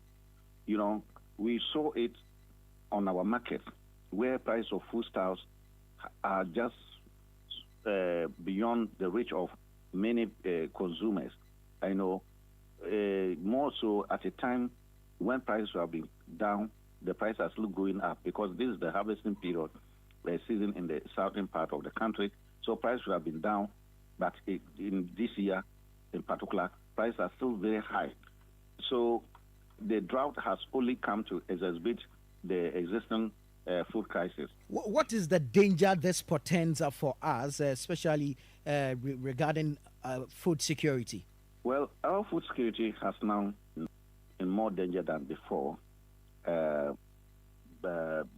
We knew that given all the things affecting agriculture production in this country, this year we're going to have the worst of food security challenges as compared to the previous years. Now, this drought has come, and we shouldn't think that we are out of the woods yet. We are not. The Bagri Dam effect is going to exacerbate the problem, and then from now until September 15th to 20th, we expect heavy rains. And if these rains become so much, they may cause flooding. So when they cause flooding, the surviving farms, or the farms that have survived the drought, and the crops that have survived the crops may be affected again. So you can see that the estimates that have been given to us now is as it is today. But we shouldn't think that that is the end of it. And we should only pray that we don't get so much heavy rains to cause much more havoc to livestock, crops, and then human life. One wonders, how did we get here in the first place? I mean, we know that the drought is an occurrence, more or less a natural phenomenon, although there is some level of climate change impact in there. But is it that we're not heeding to weather warnings? Is it that we already do not have measures in place for future occurrences such as this? How did we get here? You know, we got here by our own negligence or refusal to do what we have to do. If it is drought, this is not the first time we've had drought, you know, and we should not think that this particular drought will be the last. But as to when it will come, we don't know. So, in view of that, those who came before us, leaders who came before us, decided to build some dams. If you look at the Tono irrigation dam, it was built by the Achampong at his time. He built that one and the Via Dam and other dams. What we needed to be doing over the period is to be increasing our irrigation, you know, share of agriculture. And that's why we were so much excited after many years of advocacy that we should build more dams. The government finally came with the Pologo multipurpose dam, which we were all excited. But as we speak, it isn't that we didn't know that we'll be running into crisis. We didn't know that there's a need for us to increase irrigation agriculture to increase our food stock. We knew about all that, but how did we fare so far? The dam, as it stands now, has not been constructed. The One Village, One Dam, unfortunately, has not also been successful. So it isn't that we are not aware, but it's just that we want to wish things away. We want to have easy way of doing things. Now that the drought has come, you can see the seriousness in the eyes of the government, the ministers who spoke about what they are going to do. They will now find the money. They will do this. They will get from development partners. They will make sure that it is non-partisan, and so on and so forth. We wouldn't have gotten to where we are today. As for droughts, they always come. As for natural disasters, they come. But it is for that reason that we put in measures to mitigate natural disasters when they come. They have spoken so well. They have had good intentions. But again, just like in the past, policies have had good intentions. But the implementation has never been good at all. You see, we are even fortunate today that this drought only occurred in the northern part of the country. If it had come to the southern part of the country, it would have been more serious than it is now. But we have destroyed the entire southern part of the country with this galamsey. You see, so much as we are putting in place measures to deal with this disaster, and then also to guarantee that there's food in the country by banning exportation of foodstuffs and so on, these are temporary measures. The long-term measures, we are not addressing them well. You know, we also have our own version of climate change. And our own version of climate change is galamsey. I know, which is more devastating than the climate change that we know, you know, because that one is permanent. The lands are destroyed permanently, the forest is destroyed permanently, the rivers are polluted all over. They are all permanent destruction. So it is more dangerous than even the climate change that we know. So these are all things that, whilst we are trying to deal with the recent drought, I was thinking that government will also come out with a clear outline as to how, by the end of the year, they will have reduced the galamsey activities to some level, reduce it by 10% or 20% or 30%. And let's now interrogate that. Then we know that there's a plan forward. But as of now, no one is talking about it at all. Now, Doc, in the short term, as we heard the minister announce, this ban on exportation of grains, how critical is it?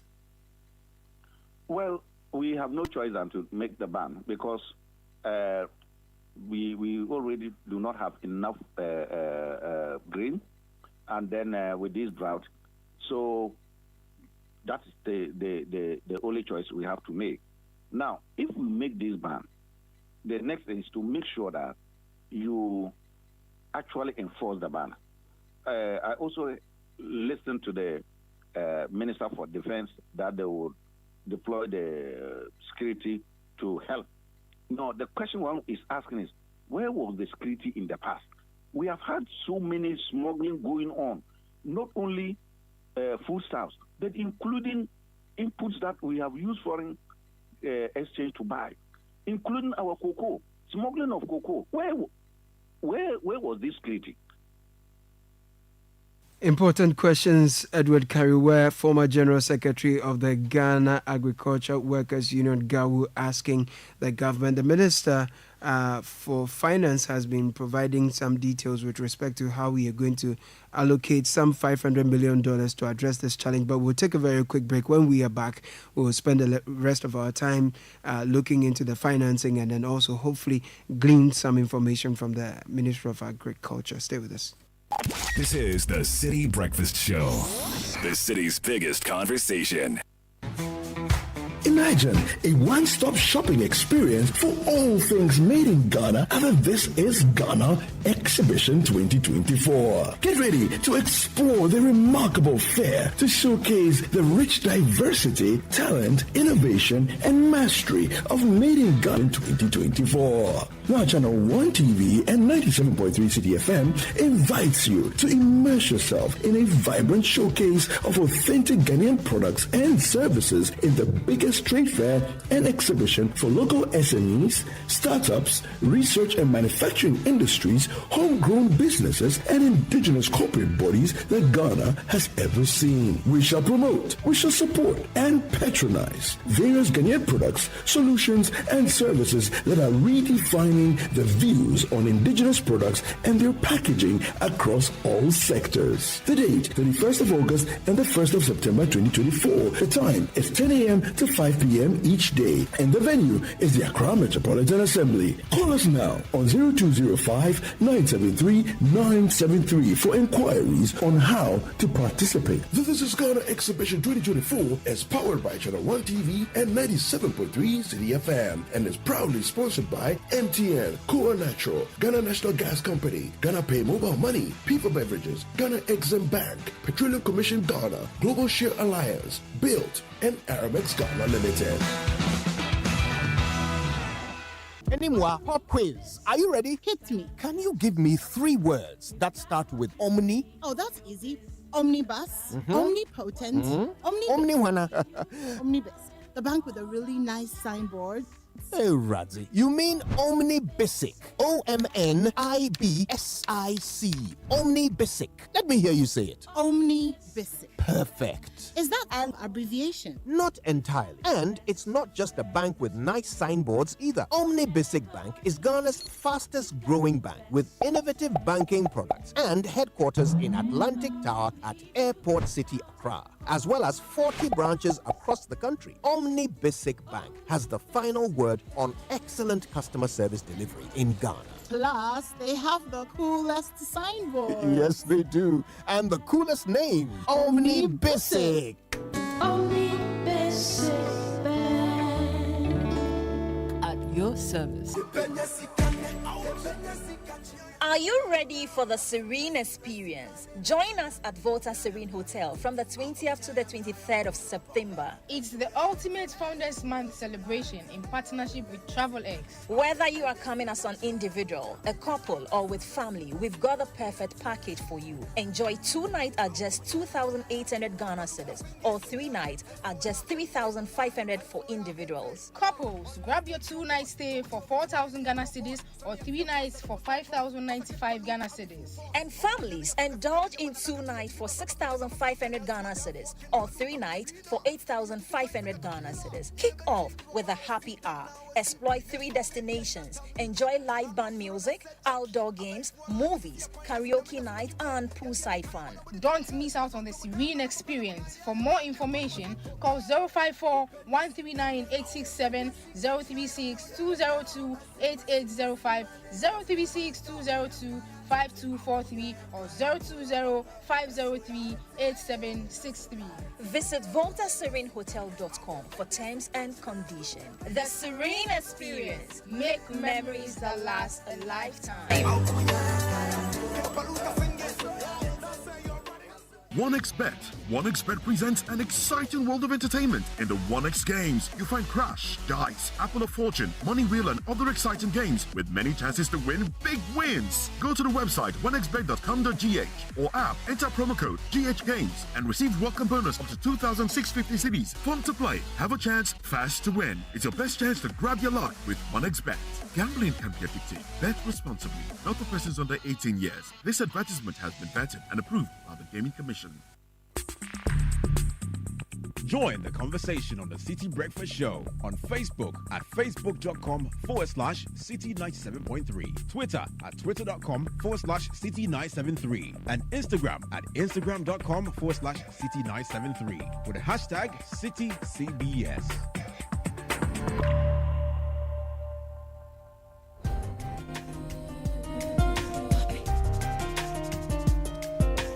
This is the Citi Breakfast Show, the city's biggest conversation.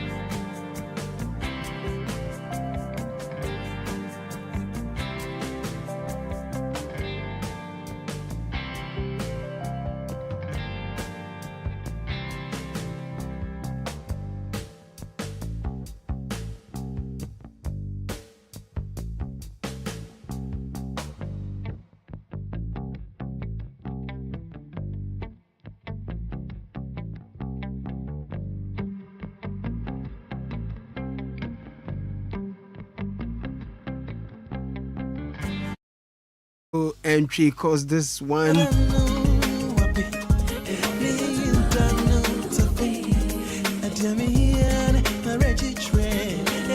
Big conversation we've been having is the dry spell and its impact on our agricultural sector. The government has announced a ban on grain exports. It's announced that it's going to give out 1,000 Ghana cedis per hectare to affected farmers. We understand there are close to how many? 435,872 farmers who have been identified. A number of them have been confirmed. Put together, about 8 million will be spent will be giving out to help the farmers cope. Now, if you're a farmer and your farm is less than a hectare, what does that mean? What help do you get? And the fertilizers, the farmers say they are too expensive. And you heard Edward Kariwe question the policing of the temporary ban on the grain exports. The government is promising to complete all 13 irrigation projects. Do we have funding for that? It's also promising to work closely with agro-meteorologists so that moving forward we'll have more accurate information to help our farmers. Do we have them at all? How many are they? More questions, but time is almost up. But let me just bring you a very quick one from the finance minister, who has been speaking on allocations of $500 million to help address this issue. Just take a very quick listen to this one. We are seeking to raise about $500 million US, the equivalent of 8 billion Ghana cedis, to fund the crisis response program. This is so much money, but we are doing this also at a time when our buffers are almost depleted. We are entering the 8th month or the 9th month of our fiscal year. The budget has been implemented so far for about 8 to 9 months. And you should expect that most of us are not there any longer. So this is a difficulty, but we have to raise the funds. As a responsible government, as a sensitive government as we are, His Excellency the President has directed that we do everything within our power to find the money to fund the government response. So far, from the budget side, we have been able to secure up to $160 million. That's about 2.5 billion Ghana cedis. This is largely coming from the contingency fund, which our constitution established. And so we intend to trigger the processes for accessing the contingency fund. We are also doing what we call budgetary alignment to reallocate some funds that were originally meant for other purposes towards addressing the crisis. And so together, 2.5 billion Ghana cedis is being mobilized from the budget side. We also rely on our development partners, and we've had serious engagements with partners over the past 1 week or so. And within this short period, we can report that we are able to secure $155 million US. That is about 2.4 billion, almost 2.5 billion Ghana cedis. And so out of the 8 billion Ghana cedis we are seeking to mobilize, we can say that we have visibility on about 5 billion Ghana cedis that we want to use, and use it quickly to respond to this crisis. It may be interesting to also note that For listening to the show. Brunch in the City is coming your way shortly with Now. Your Kote show was produced by Fred Tete Jabano. Earlier you heard Richard the Last Guy, Nathan Nee Obodai Kwao, Godfred Akotobuafo, Godfred Odum was the man on technical, Edwin Kwao Kofi and Sheba helped with technical production. Now though, it's time for the news at 10 and guess who's here? Good morning. Good morning, Caleb. How are you doing? I'm doing well, yourself? New